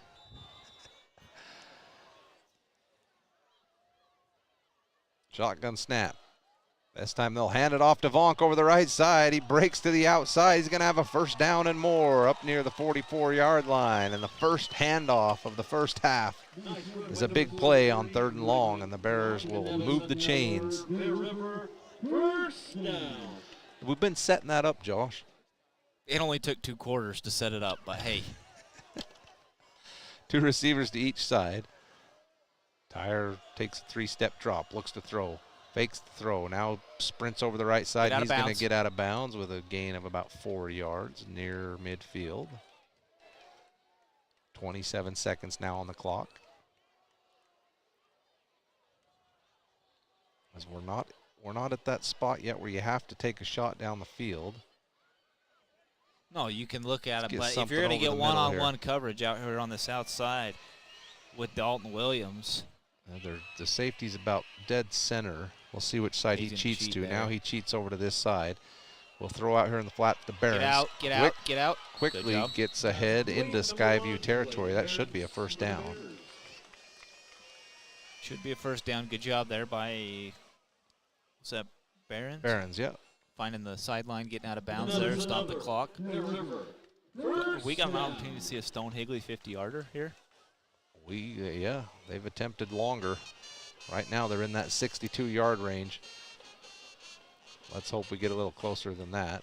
Tyre takes the snap. They're bringing pressure. They throw over here to the sideline. That catch is made. Inbounds. Get on the ball, get on the ball, get on the ball, get on the ball, get on the ball. Oh, no, and the official threw it to the other official who fumbled it, and he's moving the speed of a snail to get to the ball. 7, 6. Yeah, I was going to say they'll stay. Reset that. That was an unfortunate blunder by the officiating crew.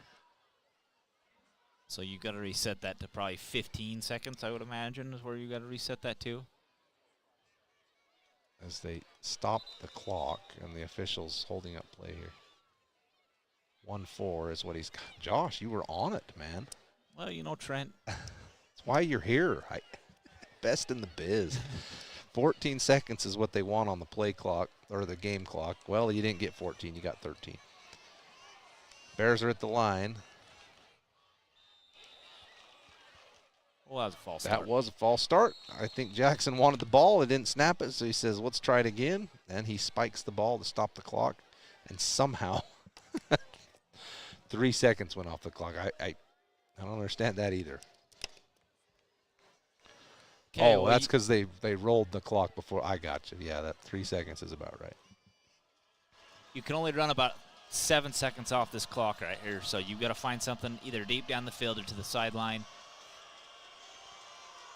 Shotgun snap. Tyre looks to throw, fakes once, now throws it out of bounds, intended for Corver Riley. Actually went off his fingertips.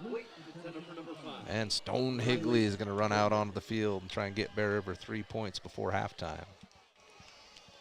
This is still going to be a big kick. It's going to be a 58-yard field goal.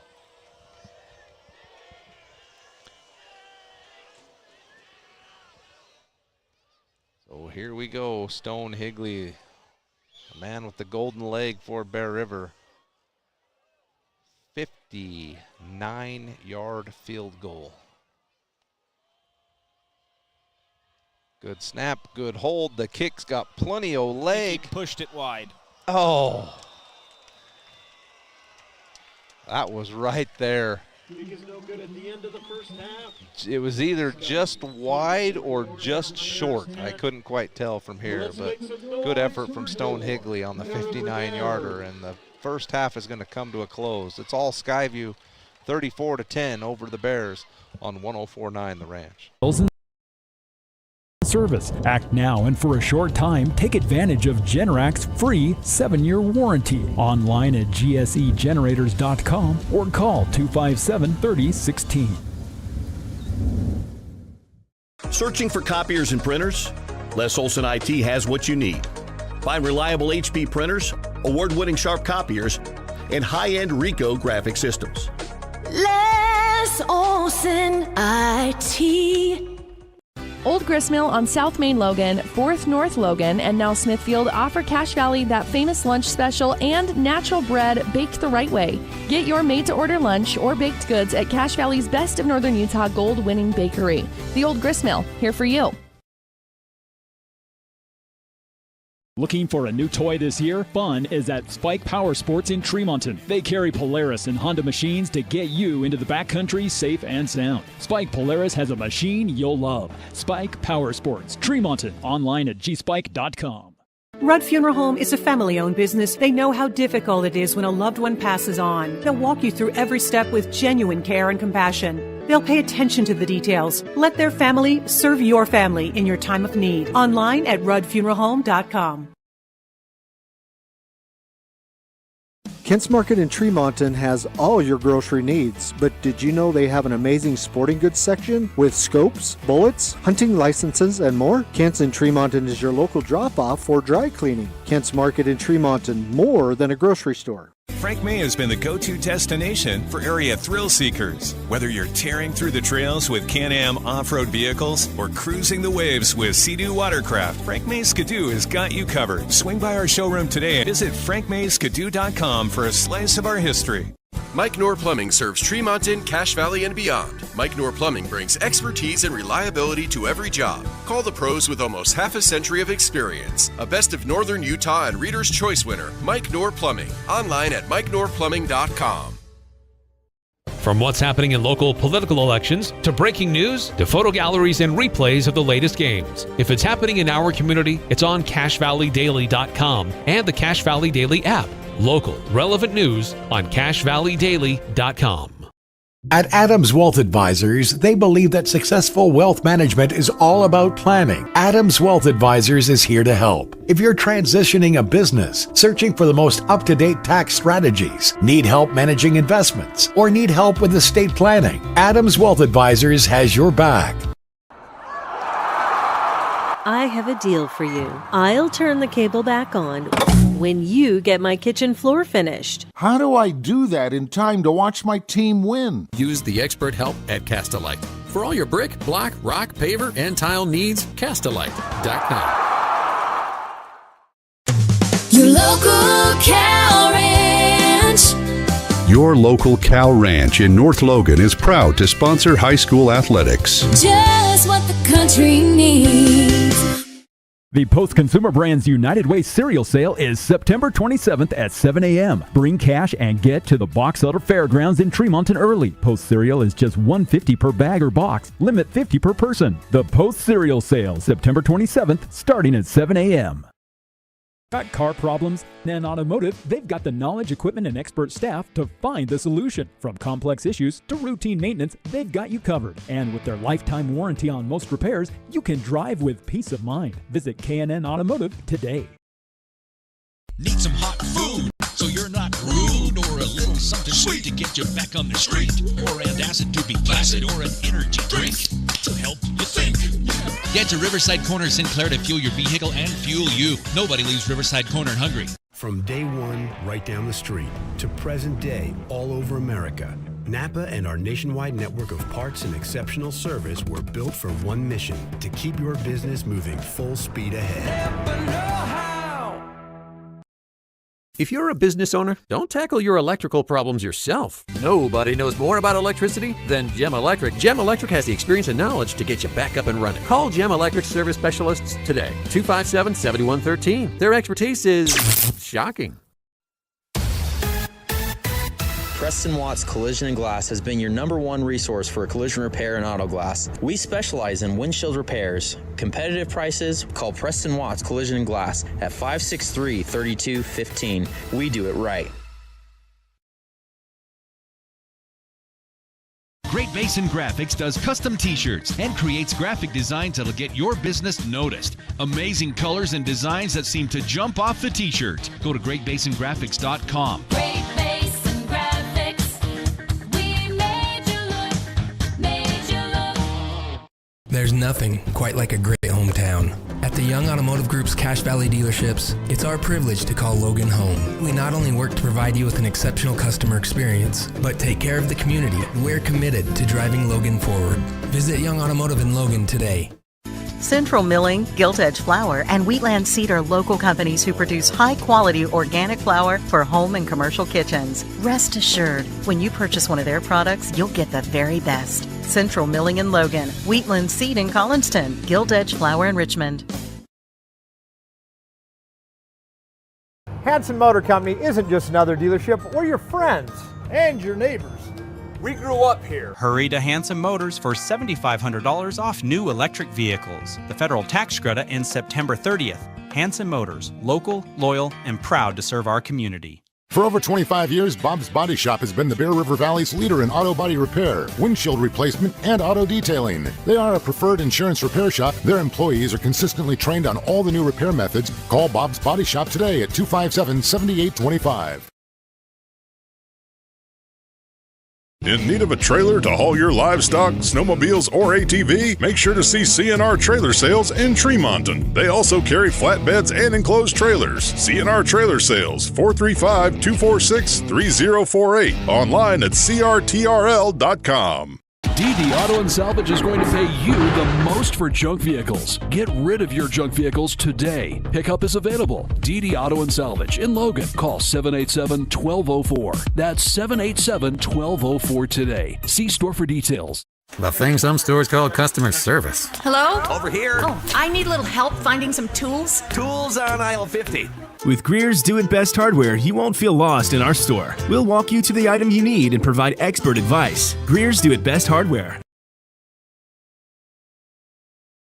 Golden Spike Electric is your local source for Generac sales and service. Act now and for a short time, take advantage of Generac's free 7-year warranty. Online at gsegenerators.com or call 257-3016. Searching for copiers and printers? Les Olson IT has what you need. Find reliable HP printers, award-winning Sharp copiers, and high-end Ricoh graphic systems. Les Olson IT. Old Gristmill on South Main Logan, 4th North Logan, and now Smithfield offer Cache Valley that famous lunch special and natural bread baked the right way. Get your made-to-order lunch or baked goods at Cache Valley's Best of Northern Utah gold-winning bakery. The Old Gristmill, here for you. Looking for a new toy this year? Fun is at Spike Power Sports in Tremonton. They carry Polaris and Honda machines to get you into the backcountry safe and sound. Spike Polaris has a machine you'll love. Spike Power Sports, Tremonton. Online at gspike.com. We are at the half. Skyview leading Bear River 34-10. As the Bears and Bobcats play the first game of Region 11 for both teams. Some of our stats from the first half. 16 first downs for Skyview to 14 for Bear River. Bear River just 14 yards rushing on 10 attempts. Skyview not much better on the ground, but they've stuck with it a little bit more. 16 carries for 21 yards. But it's in the passing game that Skyview's really dominated. They have 263 yards through the air, 12.5 yards per pass, where Bear River just 6 yards per pass through the air for 165 yards. Both teams have run about the same amount of plays, 38 for Bear River, 37 for Skyview, but it's the yards where the big difference is, and that's 284 for the Bobcats to 179 for Bear River. Each team's turned the ball over once. Skyview 7 for 11 on third down, Bear River 3 for 9, and Skyview 1 for 1 on fourth down conversions. With all that being said, where it matters most is on the scoreboard, and that's where Skyview leads big 34-10. They got an early score on a fumbled snap in the end zone, which set the pace for 13-0. Bear River unable to get the Bobcats off the field on a couple of important drives, and Skyview's made some big throws over the top, 3 or 4 in this game, 3 of them that have gone for touchdowns. Bear River has shown some signs of life in the defensive run game, where they've done a pretty good job of limiting Skyview in the rush game up the middle and the rush game in general. But unfortunately, we haven't been able to play good enough coverage over the top, and Skyview leads big 34-10 here at halftime. We'll take another short break as Bear River is going to honor their state championship softball team here at the half. Really incredible performance for the softball team. They are the standard for softball here in the state.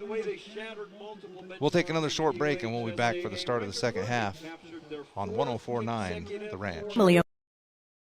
Own business, they know how difficult it is when a loved one passes on. They'll walk you through every step with genuine care and compassion. They'll pay attention to the details. Let their family serve your family in your time of need. Online at ruddfuneralhome.com. Kent's Market in Tremonton has all your grocery needs, but did you know they have an amazing sporting goods section with scopes, bullets, hunting licenses, and more? Kent's in Tremonton is your local drop-off for dry cleaning. Kent's Market in Tremonton, more than a grocery store.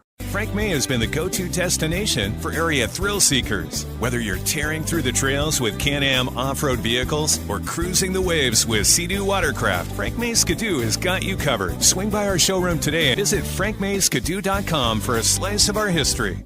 Mike Knorr Plumbing serves Tremonton, Cache Valley, and beyond. Mike Knorr Plumbing brings expertise and reliability to every job. Call the pros with almost half a century of experience. A Best of Northern Utah and Reader's Choice winner, Mike Knorr Plumbing. Online at MikeKnorrPlumbing.com. From what's happening in local political elections, to breaking news, to photo galleries and replays of the latest games. If it's happening in our community, it's on CacheValleyDaily.com and the Cache Valley Daily app. Local, relevant news on CacheValleyDaily.com. At Adams Wealth Advisors, they believe that successful wealth management is all about planning. Adams Wealth Advisors is here to help. If you're transitioning a business, searching for the most up-to-date tax strategies, need help managing investments, or need help with estate planning, Adams Wealth Advisors has your back. I have a deal for you. I'll turn the cable back on when you get my kitchen floor finished. How do I do that in time to watch my team win? Use the expert help at Castelite. For all your brick, block, rock, paver, and tile needs, Castalite.com.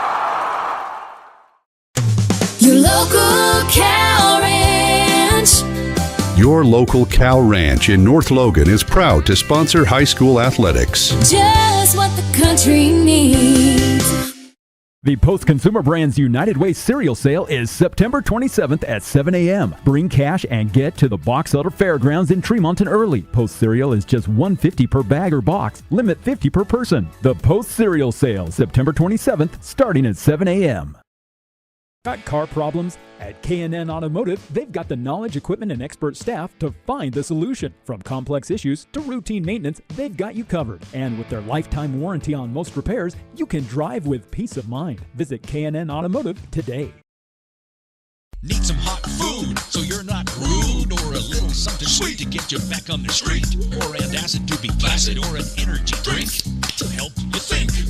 Get to Riverside Corner Sinclair to fuel your vehicle and fuel you. Nobody leaves Riverside Corner hungry. From day one, right down the street, to present day, all over America, Napa and our nationwide network of parts and exceptional service were built for one mission: to keep your business moving full speed ahead. If you're a business owner, don't tackle your electrical problems yourself. Nobody knows more about electricity than Gem Electric. Gem Electric has the experience and knowledge to get you back up and running. Call Gem Electric service specialists today, 257-7113. Their expertise is shocking. Preston Watts Collision and Glass has been your #1 resource for collision repair and auto glass. We specialize in windshield repairs. Competitive prices, call Preston Watts Collision and Glass at 563-3215. We do it right. Great Basin Graphics does custom t-shirts and creates graphic designs that'll get your business noticed. Amazing colors and designs that seem to jump off the t-shirt. Go to GreatBasinGraphics.com. Great Basin Graphics. We made you look, made you look. There's nothing quite like a great hometown. At the Young Automotive Group's Cache Valley dealerships, it's our privilege to call Logan home. We not only work to provide you with an exceptional customer experience, but take care of the community. We're committed to driving Logan forward. Visit Young Automotive in Logan today. Central Milling, Gilt Edge Flour, and Wheatland Seed are local companies who produce high-quality organic flour for home and commercial kitchens. Rest assured, when you purchase one of their products, you'll get the very best. Central Milling in Logan, Wheatland Seed in Collinston, Gilt Edge Flour in Richmond. Hanson Motor Company isn't just another dealership. We're your friends and your neighbors. We grew up here. Hurry to Hanson Motors for $7,500 off new electric vehicles. The federal tax credit ends September 30th. Hanson Motors, local, loyal, and proud to serve our... Welcome back, Bears fans, to Bear River High School as we are at the half. Skyview leading Bear River 34-10, excuse me, as we honored the Bear River High School Lady Bears softball team in their recent state championship. They also honored the Lady Bears lacrosse team, who has won 5 straight state championships, and they will go for their 6th this upcoming season. So 2 fantastic dynamite Lady Bears programs here. As we mentioned, the softball team is really the standard of girls softball in the state of Utah, and the lacrosse team has absolutely dominated in the state of Utah for girls lacrosse. So congratulations to both of those teams, and it was very great to honor them here at halftime. Very deserving programs, and congratulations to the girls and their coaches, as they will now put 3 minutes on the clock and give each team a few minutes here to warm up before we get things rolling in the second half. We will take another break, and then we will be back for the second half kickoff between the Bears and the Bobcats on 104.9 The Ranch. For over 25 years, Bob's Body Shop has been the Bear River Valley's leader in auto body repair, windshield replacement, and auto detailing. They are a preferred insurance repair shop. Their employees are consistently trained on all the new repair methods. Call Bob's Body Shop today at 257-7825. In need of a trailer to haul your livestock, snowmobiles, or ATV? Make sure to see CNR Trailer Sales in Tremonton. They also carry flatbeds and enclosed trailers. CNR Trailer Sales, 435-246-3048. Online at crtrl.com. DD Auto and Salvage is going to pay you the most for junk vehicles. Get rid of your junk vehicles today. Pickup is DD Auto and Salvage in Logan. Call 787-1204. That's 787-1204 today. See store for details. The thing some stores call customer service. Hello? Over here. Oh, I need a little help finding some tools. Tools on aisle 50. With Greer's Do It Best hardware, you won't feel lost in our store. We'll walk you to the item you need and provide expert advice. Greer's Do It Best hardware. Golden Spike Electric is your local source for Generac sales and service. Act now and for a short time, take advantage of Generac's free 7-year warranty. Online at gsegenerators.com or call 257-3016. Searching for copiers and printers? Les Olson IT has what you need. Find reliable HP printers, award-winning Sharp copiers, and high-end Ricoh graphic systems. Les Olson IT.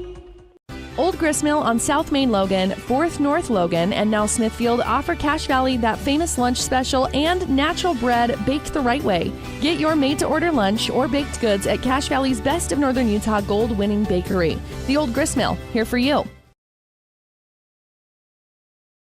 Looking for a new toy this year? Fun is at Spike Power Sports in Tremonton. They carry Polaris and Honda machines to get you into the backcountry safe and sound. Spike Polaris has a machine you'll love. Spike Power Sports, Tremonton. Online at gspike.com. Rudd Funeral Home is a family-owned business. They know how difficult it is when a loved one passes on. They'll walk you through every step with genuine care and compassion. They'll pay attention to the details. Let their family serve your family in your time of need. Online at ruddfuneralhome.com. Welcome back, Bears fans, as we get ready to start the second half between Bear River and Skyview, with the Bobcats leading 34-10. We'll give Josh a few minutes to get back up here. He was down on the field with the Lady Bears softball team, as he's one of the assistant coaches. They were being honored at halftime along with the Lady Bears lacrosse team for their recent state championships. Always good to talk about state championships when it comes to Bear River athletics. The second half kickoff is away. Stone Higley kicks it deep into the end zone for a touchback, as Skyview will start 1st and 10 from their own 20-yard line. They will be going from left to right. They will be starting in the north end zone, or towards the north side of the field. We won't make them start in the end zone. And Bear River's going to be on defense for the first possession here of the second half. For those of you listening on the radio, Skyview in their white jerseys with blue lettering and blue helmets and blue pants, and Bear River in their red jerseys with white letters, black pants and black helmets. Stage is set for the second half on a beautiful evening, beautiful temperatures. Let's see if the Bears can play a little bit better in the second half. First play is a handoff for Skyview, breaks through the second level into the secondary, makes 1 or 2 men miss, and Brecken Garn chases everybody down to make the tackle up near the 45-yard line. Gain of 25 yards on first down for the Bobcats, and not the start the Bears were looking for.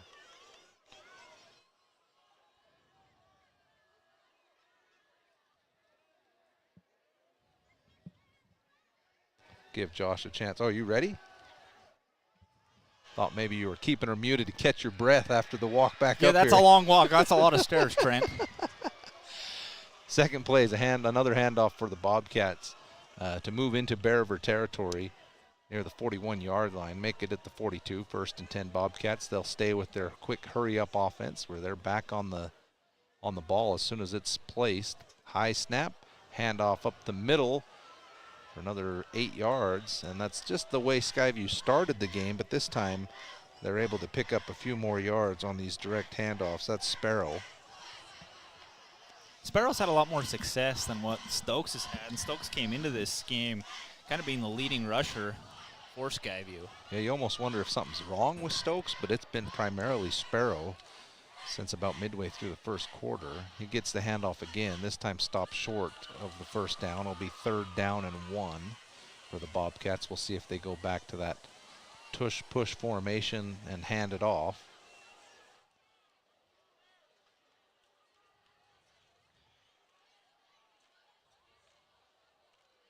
Clark in shotgun. He will hand it off up the middle. The Bears are there, but unfortunately 2 yards is one too many. That'll be a first down for the Bobcats down near the 30-yard line.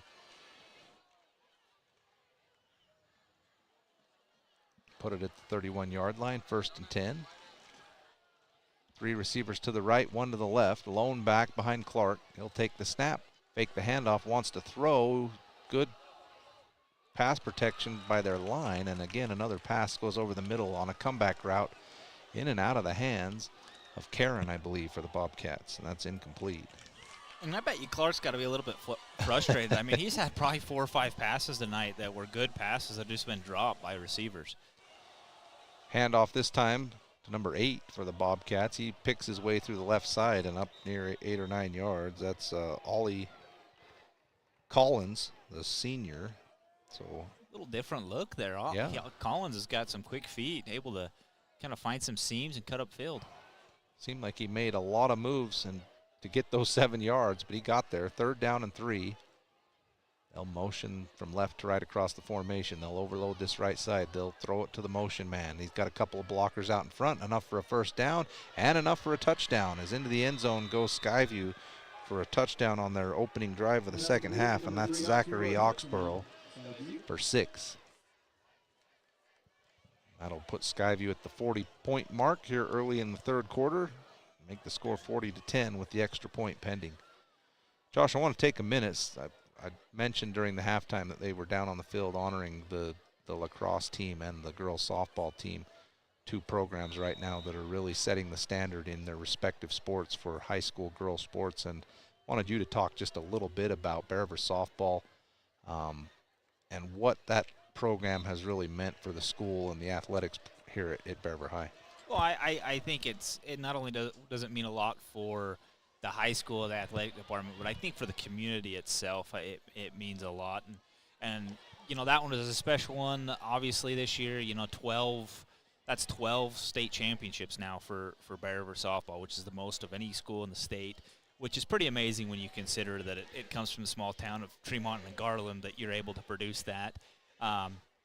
Was extremely fun this year. You know, obviously, a lot of that is you know, Calvin Bingham, who is a legend in the not only softball coaching, but just coaching in general. Probably should be in the High School Coaching Hall of Fame. I mean, he's got 11 state championships. But this year, then, to have kind of that new guard, new coaching staff, new group of players be able to do it, and you know, it was amazing to see, and you know, and amazing to be a part of, to win on a walk-off.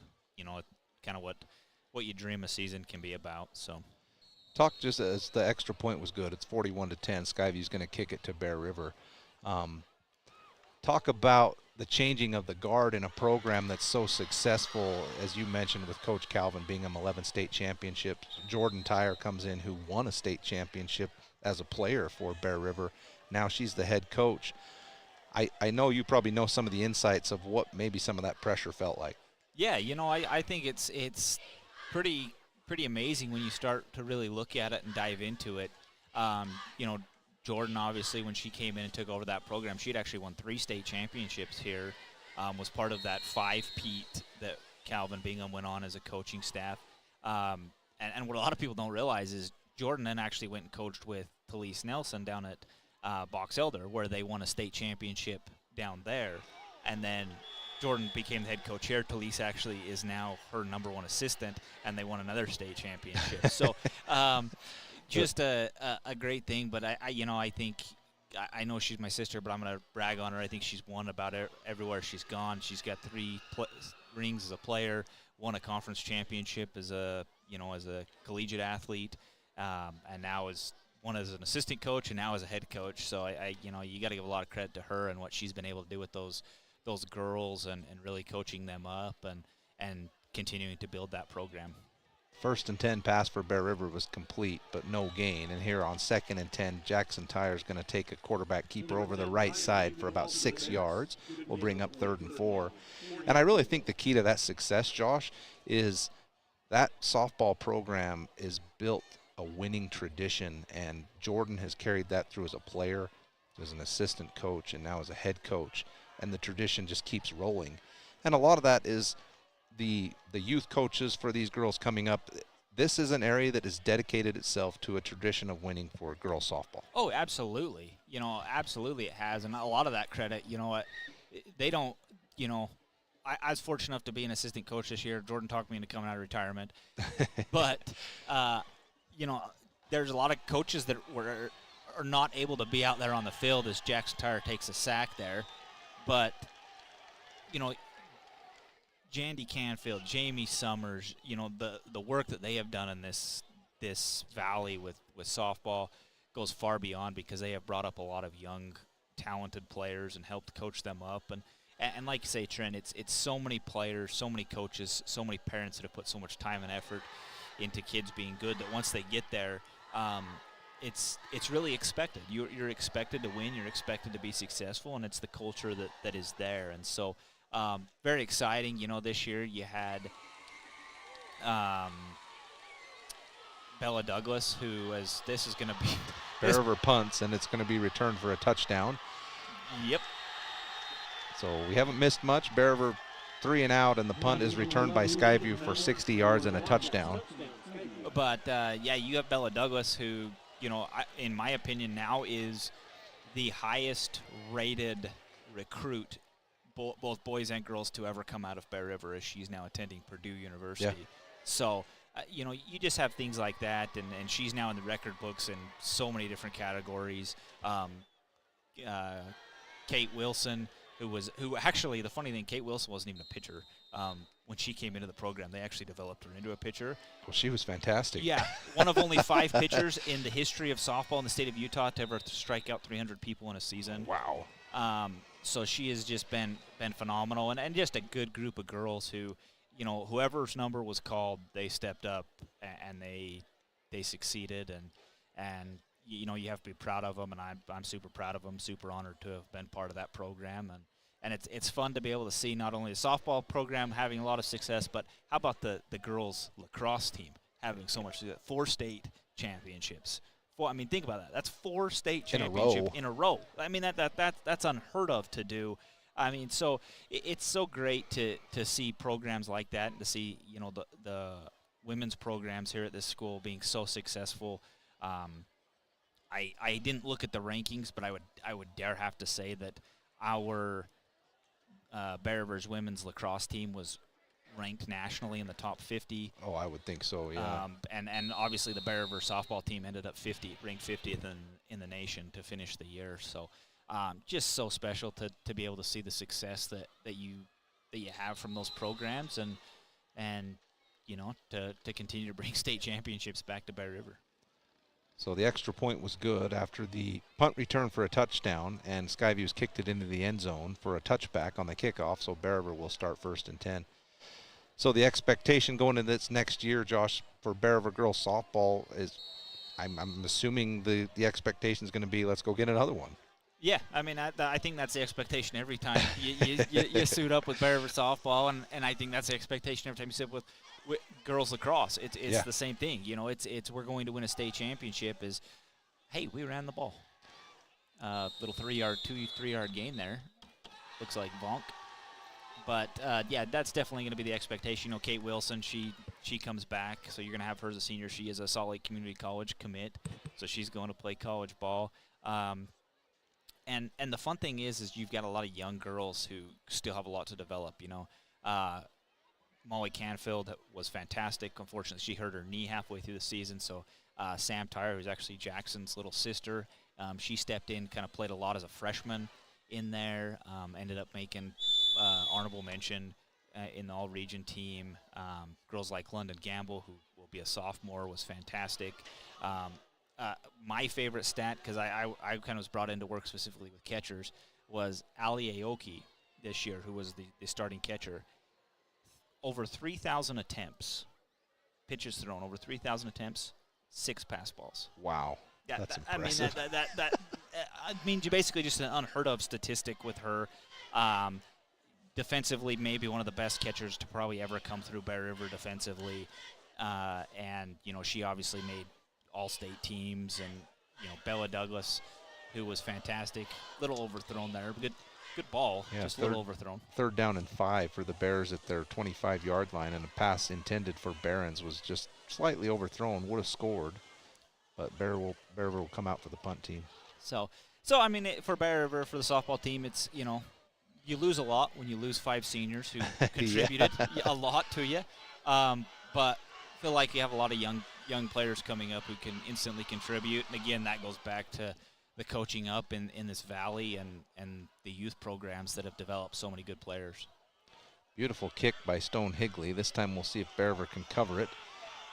It's taken again by number 11, and that's Ballard, Lincoln Ballard, who ran the last one back. The Bears cover this one up nicely, and Skyview will start 1st and 10 from their own 38-yard line, leading 48-10 with 5:09 to go in the third quarter.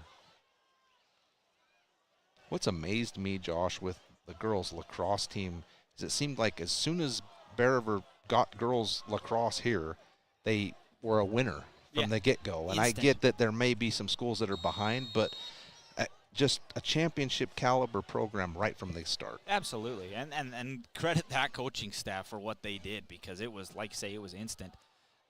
It's not like lacrosse has been a big thing around here for very long. No, and I mean, hasn't been big in the state for. I mean, it's only maybe been around for what, 4 or 5 years is all it's been around as far as a sanctioned event. Yeah. And Bear River has basically dominated it from the get-go. So that goes to show you a lot. And here's a run to the left side by Skyview on 2nd and 5. Picks up about 8 yards for a first down into Bear River territory.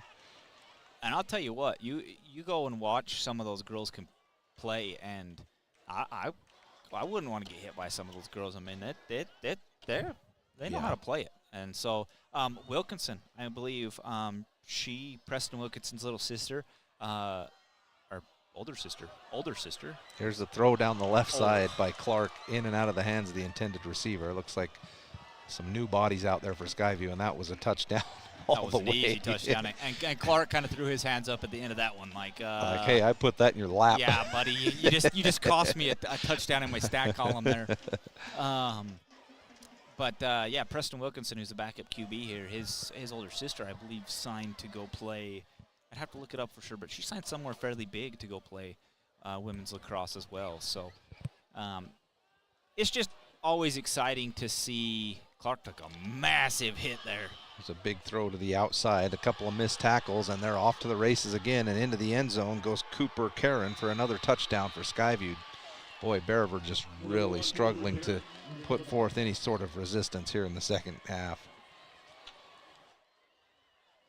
54-10 for Skyview pending the extra point. It's a good thing we had a chance to talk lacrosse and girls softball here in the second half. Yeah, I know. Exciting to have those programs and have them, be successful. And yeah, anytime your program can really be like, I'm always struggling to find the word for it, but really the standard in the state of Utah for softball and girls lacrosse is pretty special. To have everyone look and be like, you know what, that's Bear River girls softball is here. We need to get to there. And it's always good to see that tradition continue to carry on. Yeah, for sure. That and lacrosse is that way as well. Softball is a little different. There are multiple programs out there who are very good. Desert Hills is really good. Ridgeline. Tooele is usually pretty good. Yeah, Tooele, as Desert far as Hills Desert has been Hills, there a couple years. Yeah, Desert Hills have got 2 girls that have gone to UConn, and that's something I think a lot of people forget. The state of Utah, and I know with this football broadcast we're talking a lot of softball here, but it's 55-10. The softball in the state of Utah is absolutely phenomenal. I mean, just this last year, a lot of people won't realize this, there was a player from Ridgeline that is committed to Texas and is going to Texas to play this next year. Wow. They've got a pitcher over there right now, Bree, who she's going to end up being either a Texas or Georgia commit. Very, very good player over there. Desert Hills, their starting pitcher who we had to face in the state championship game, she's a UConn commit. Their shortstop is going to play UConn. The depth and number of players in the state of Utah that are going on to playing collegiate ball is absolutely phenomenal. I mean, I know we played a Riverton team this year whose 7 out of their 9 starters were D1 commits. Wow. So it's so fun to see women's softball blossom like it is, and then Utah really is becoming kind of a hub for recruits. Bear has it 1st and 10 from their own 20. The first pass goes to Barons for a quick out to the left side, and he'll get up near first down yardage. But a lot of that, I think, started, you're talking about some of those early state championship teams for Bear River really started that momentum in the state of Utah. They really led out as one of those first teams to really start to dominate the sport, and it seemed like after that, it really did start to blossom here in the state, and I think Bear River was part of leading that charge. Yeah, absolutely. I think, Calvin Bingham, Troy Haramoto, Stan Haramoto, that group, that coaching staff kind of helped to propel that. Early on, I think Sandy Trapp had a big influence on a lot of young players that were coming up through the program. Yep. Just really cool to see that tradition sustained for as long as it has. Yeah, absolutely. Hope it keeps going. 3rd down and short for the Bears from their own 31-yard line as they trail 55-10 with just under 2 minutes to go in the 3rd quarter. We've reached that point in the score in the game where the clock should run consistently, and we've got a false start on false Bear River. start penalty on Bear River. Some movement before the snap. Another side note, Trent, on shifting gears completely, but how about Bronco Mendenhall getting a win, first career win over there at Utah State for the football program? Looked really good there against UTEP. Yeah, it'd be nice to see Bronco have some success with the Aggies. It was frustrating. That football program I felt like was on the right path and really getting back, exciting, and then we've had some years there where it's gone the other direction. Hopefully Bronco can get it going again in the right direction. Yeah, he did a great job down at New Mexico. Almost got them bowl eligible in his first year, so I like what they're doing, as Jackson's I thought he was gonna get out of that. Jackson Tyre tries to avoid the sack in the backfield. Almost broke through the line for a big run up the middle, but instead he's sacked for a loss on the play. Will bring up 4th down and 10. And Bearville will run Stone Higley out there for a punt as they are deep in their own territory. But they got a big matchup this week. Texas A&M, I believe, too. They've got this week. So yeah, they usually have one of those big matchups hey, early you gotta in the make, year. You gotta make money gotta somehow, go take right? the paycheck. Yeah. High snap. Stone Higley's able to corral it and gets a nice punt away. It's going to land or be fair caught at the Skyview 40-yard line.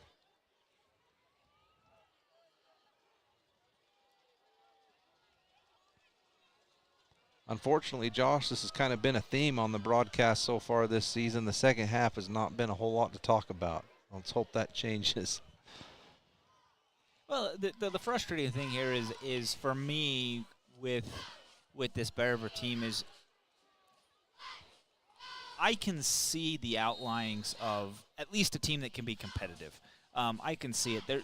Right now you just have too many. You're making too many mental mistakes, and just in certain situations having great penetration there by number 11. That's Bennett Allen. Bennett Allen. Yeah, it's good to see him back in the game after he kind of walked off with a knee injury. Yeah. It looked like good to see him back in there. Just a sophomore. Going to be able to see him for multiple years. Yeah, excited to see how Bennett's going to work into this role as a junior and senior. And a great opportunity. We've mentioned this is kind of a young team. There are some great senior players out there, but a young team transitioning into what will hopefully be some great players coming in the next couple of years who had some experience as underclassmen. Yeah, for sure. And I still would like to see some of these seniors who are great athletes on the defensive side of the ball help us a little bit more offensively. I think Breckengarn has got to find a way to be a part of this offense. Dallin Rice, same thing. Yeah. Not the biggest guy out there, but one of the more physical players on the team. We've got to find a way to get him involved in the offense. yeah, for me, we're here at Bear River. I know we're a 4A school, but we're such a small 4A school. We don't have the ability to just have athletes play one way. Your best athletes, I've always been a believer, they need to play on both sides of the ball. I'm pretty sure the quarter just ended and nobody cares. So we're just going to play on through. They switched the ball. Oh. Here's a big throw down the right side from Clark and in and out of the hands of the intended receiver. That was going to be another score as well. Did he draw? Oh, wow, that was a good ball. That was a really good ball there by Clark. Yeah, Clark Put that has on the looked dime. fantastic. if you go back and look at this film, if you're the Skyview's coaching staff, you like, guys, we had about 6 balls that were right in our lap. This game could be 70-10 right now because they've dropped a few, more than a few. I wonder if I'm going to look real quick, Trent, see if Clark is committed anywhere. Here's a quick throw to the right side. Nice little screen. I don't know what you call that throw, where they run one receiver back behind the other one and then try and hit him on the move. And they did it and got about 7 yards out of it, up near midfield. Mark it at the 47-yard line. Skyview inching their way closer to Bear River territory, leading 55-10. We've just started the 4th quarter.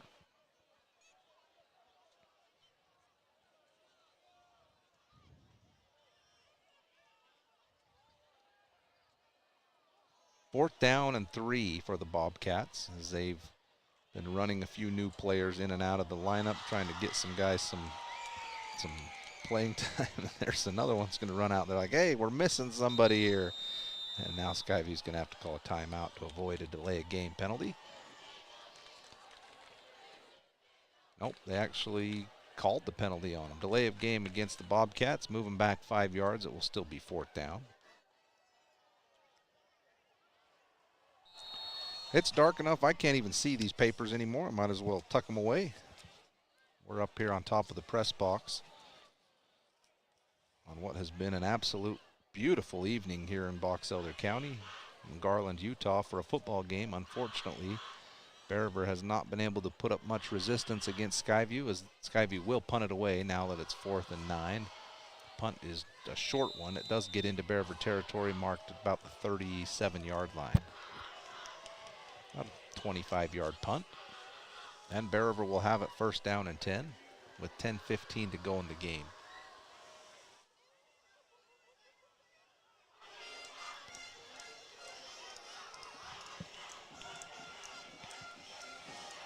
Special thanks to some of our other sponsors for tonight's game.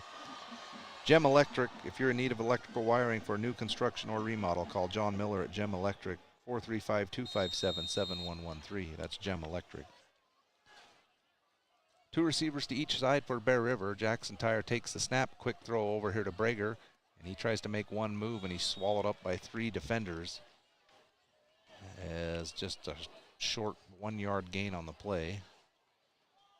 See if Bear River can maybe get Skyview to bite on a couple of quick throws and get him over the top one more time. Hanson Motors, among the longest running family owned dealerships in northern Utah. Find them online at hansonmotors.com. Same formation.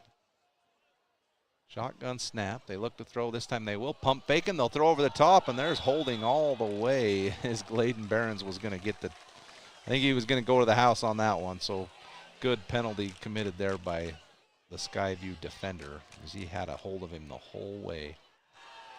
It's actually, they're going to call it pass interference because the ball was in the air when the holding occurred. That'll be 15-yard penalty and 1st down.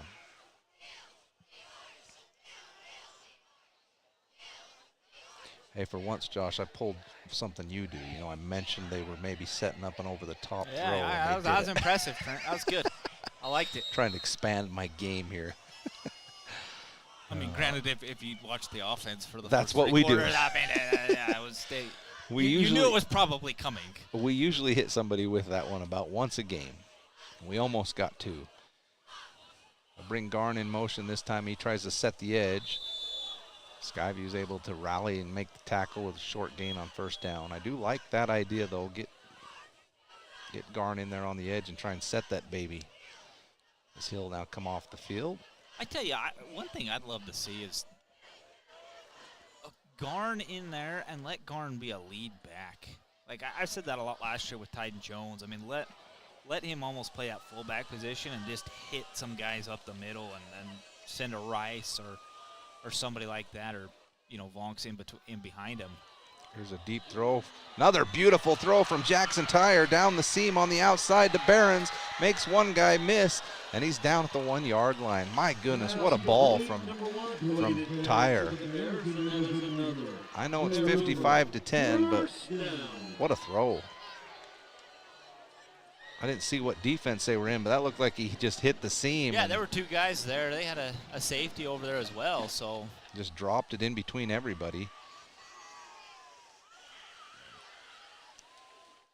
Now we'll go back to the Wildcat with Brager in at quarterback with Vonk next to him.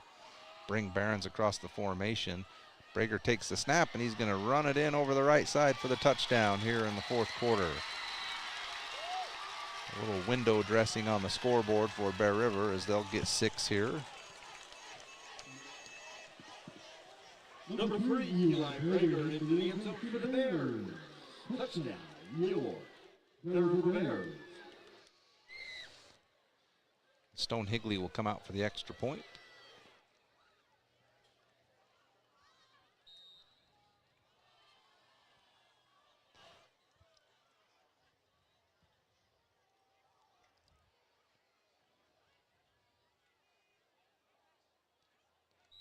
The kick is up and good, and Bear River gets 7 more.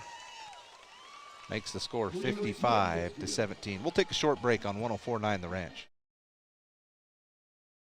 Kent's Market in Tremonton has all your grocery needs, but did you know they have an amazing sporting goods section with scopes, bullets, hunting licenses, and more? Kent's in Tremonton is your local drop-off for dry cleaning. Kent's Market in Tremonton, more than a grocery store. Frank May has been the go-to destination for area thrill seekers. Whether you're tearing through the trails with Can-Am off-road vehicles or cruising the waves with Sea-Doo watercraft, Frank May Skidoo has got you covered. Swing by our showroom today and visit frankmayskidoo.com for a slice of our history. Mike Knorr Plumbing serves Tremonton, Cache Valley, and beyond. Mike Knorr Plumbing brings expertise and reliability to every job. Call the pros with almost half a century of experience. A Best of Northern Utah and Reader's Choice winner, Mike Knorr Plumbing. Online at MikeKnorrPlumbing.com. From what's happening in local political elections, to breaking news, to photo galleries and replays of the latest games. If it's happening in our community, it's on CacheValleyDaily.com and the Cache Valley Daily app. Local, relevant news on CacheValleyDaily.com. 55-17 with 7:51 to go in the game, and Bear River kicks into the end zone for a touchback after the touchdown run from Eli Brager.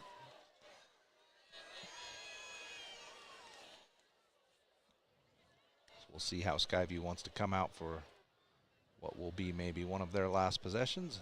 I got to think that at some point Skyview's going to send out the backup to Clark.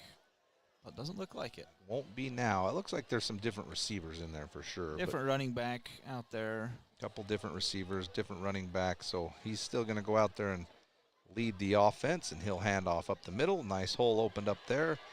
As the Bears rally to tackle, that's Quade Murray on the tackle for Bear River.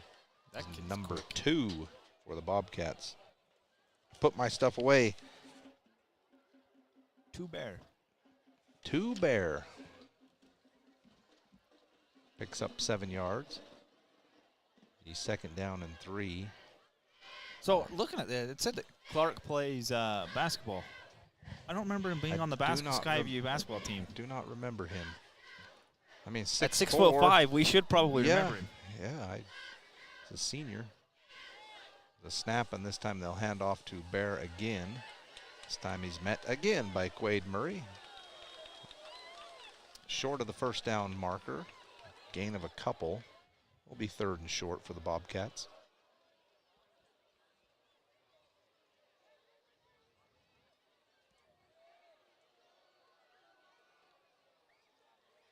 The clock ticks now down to 6.5 minutes to go in the game.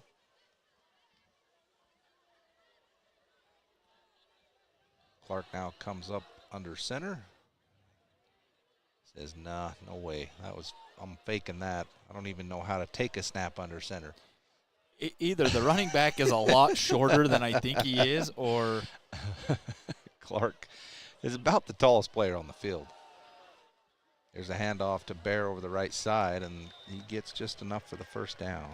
Nice little running back, that True Bear there. Or not True, 2. 2 Bear, not True Bear. When I look at some of these schools, Josh, who historically have had a great passing game, somewhere along the line, somebody took one of these taller kids and developed him into a quarterback. And that is so huge. I I think of Ridgeline has traditionally had pretty tall quarterback. Skyview's got one this year. I mean, I know we don't grow them that big over here for some reason, but somewhere along the line, it would be nice for Bear River to find a 6'3", 6'4" quarterback that can whip the ball down the field. Good luck with that, Trent. I mean, and I feel like in the last few years, we've had a couple of pretty good ones considering their size in Jackson Tire and Olson. Why can't I think of his first name, who was quarterback before Jackson? Riley? No. Why can't I think of his? There was Riker. No. Riker Jepson was the quarterback for the while. Yeah, and then Olson took over after him, and I can't think of why can't Oh, I think Lefty. Of his, yeah. Why can't I think? I'm blanking out on his first name, but those have been two pretty dang good quarterbacks for Bear River in the last few years. It's just unfortunate that we haven't been able to have the other assets to go along with them. But here's a completion to number 13 for the Bobcats into Bear River territory. Owen Olson. I couldn't think of his first name. Owen Olson, lefty. Yeah, he was a nice they could quarterback. throw it on the dime. Because they actually switched and had Jepson start playing receiver his senior year and had Olson come in at quarterback. Yep, that's right. No, usually Trent, Bear River quarterbacks are like,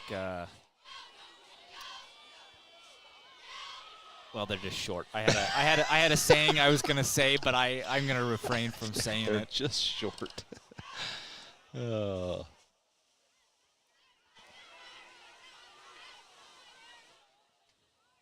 But boy, it makes a huge difference in the passing game. I know that when you can stand and look over that line and. Well, not only is it the quarterback side of it, but I mean just you look down and you look at offensive versus defensive lines. I mean they've got kids down there who are all averaging over 250 for sure, and we got maybe one kid who's over 200 pounds lining up on the offensive or defensive line. So it's always been a struggle at Bear River. But the thing that's always made Bear River good is always been able to take the assets that you had, the talent that you had, and develop an offense to fit that. And part of that was players had to play both ways. Your best athletes were playing on both sides of the ball at that time. Something that I'd like to see us get back to a little bit more. Good pass there. Good defense. There's an RPO from Clark, fake the handoff, quick throw over the middle. Bears there to deflect it. Sutherland has had a nice game. He's got beat a couple times, but does have a pick, does have some deflections. Yeah, he has played much better tonight than in other games. And the other thing, too, Trent, that I would bring up, is when you're always undersized, when you maybe don't have that big, tall quarterback, and yes, we've had some quarterbacks in, Jackson, Olson, excuse me, that can throw the ball. I think that's going to be a touchdown. There's a quick throw over to the right side to number 13 for Skyview, who gets into the end zone for another touchdown. That's Stetson.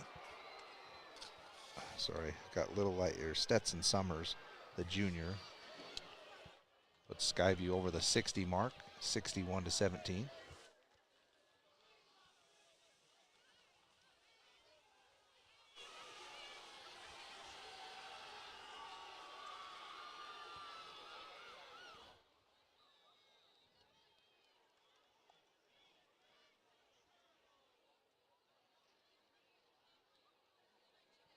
The extra point is up and good. With 2.5 minutes to go, 62 for the Bobcats, 17 for the Bears.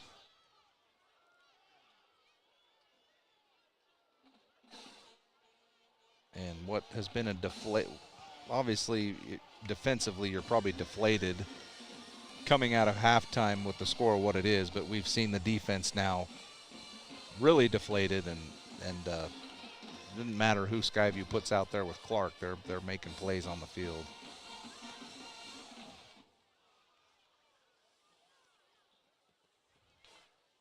So Bear River's going to get it back. This will probably, hopefully, be the last possession of the game. We're more than ready to wrap this one up, and an unfortunate game for Bear River as they're going to leave with the sour taste in their mouth of defeat. But hopefully find a way to get better for the next one, as it will be next week at Stansbury. I believe that's on a Friday. I get thrown off. There's a couple Thursday games this year. For what reason, I'm not sure. I don't know if those are the games that are on K-Jazz, and so they put them on Thursdays. I think that might be what it is. Yeah, that's what it is there, Trent. So we'll be at Stansbury next. Well, I will be. I don't know if you're coming with me to Stansbury next week or not, Josh. Put you on the spot. Yeah, we'll see how the week plays out, Trent. Guess we have to first confirm if they'll have a spot for us down there. I'm definitely not driving down there if they say they're not going to have somewhere for us to set up. But we'll. Yeah, that's a long drive, and I'll be honest. Going back to softball, I'm not real excited to have to make that trip 3 times a year. Here's a handoff to Vonk over the right side. No gain on the play. Good pursuit from the Bobcats.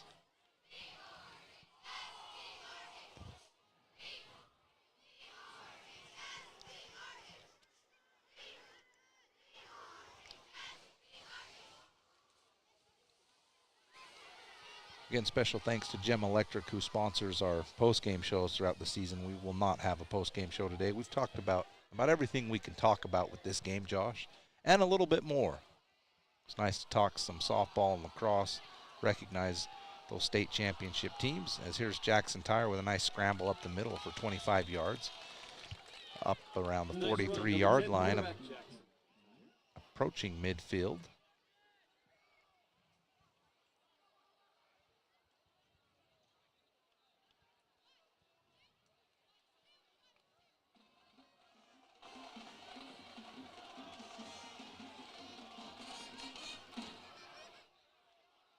Two receivers to each side for Bear River. Shotgun snap taken by Jackson Tire, wants to throw. Now he pulls it down, he's going to run over the left side. Didn't quite get a block, but he's going to make 5 yards out of it. Run out of bounds just in front of the Skyview sideline, near midfield. The clock now runs 45 seconds to go. 1 or 2 more plays, and this one will be all over.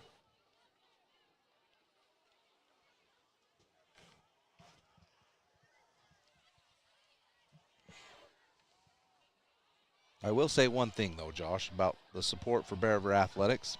There are still quite a few people here in the stands. Most of the student section is still here, hanging around, supporting these Bears all the way to the end. Good showing. There was a good crowd on hand tonight for the Bears. Yeah, for sure.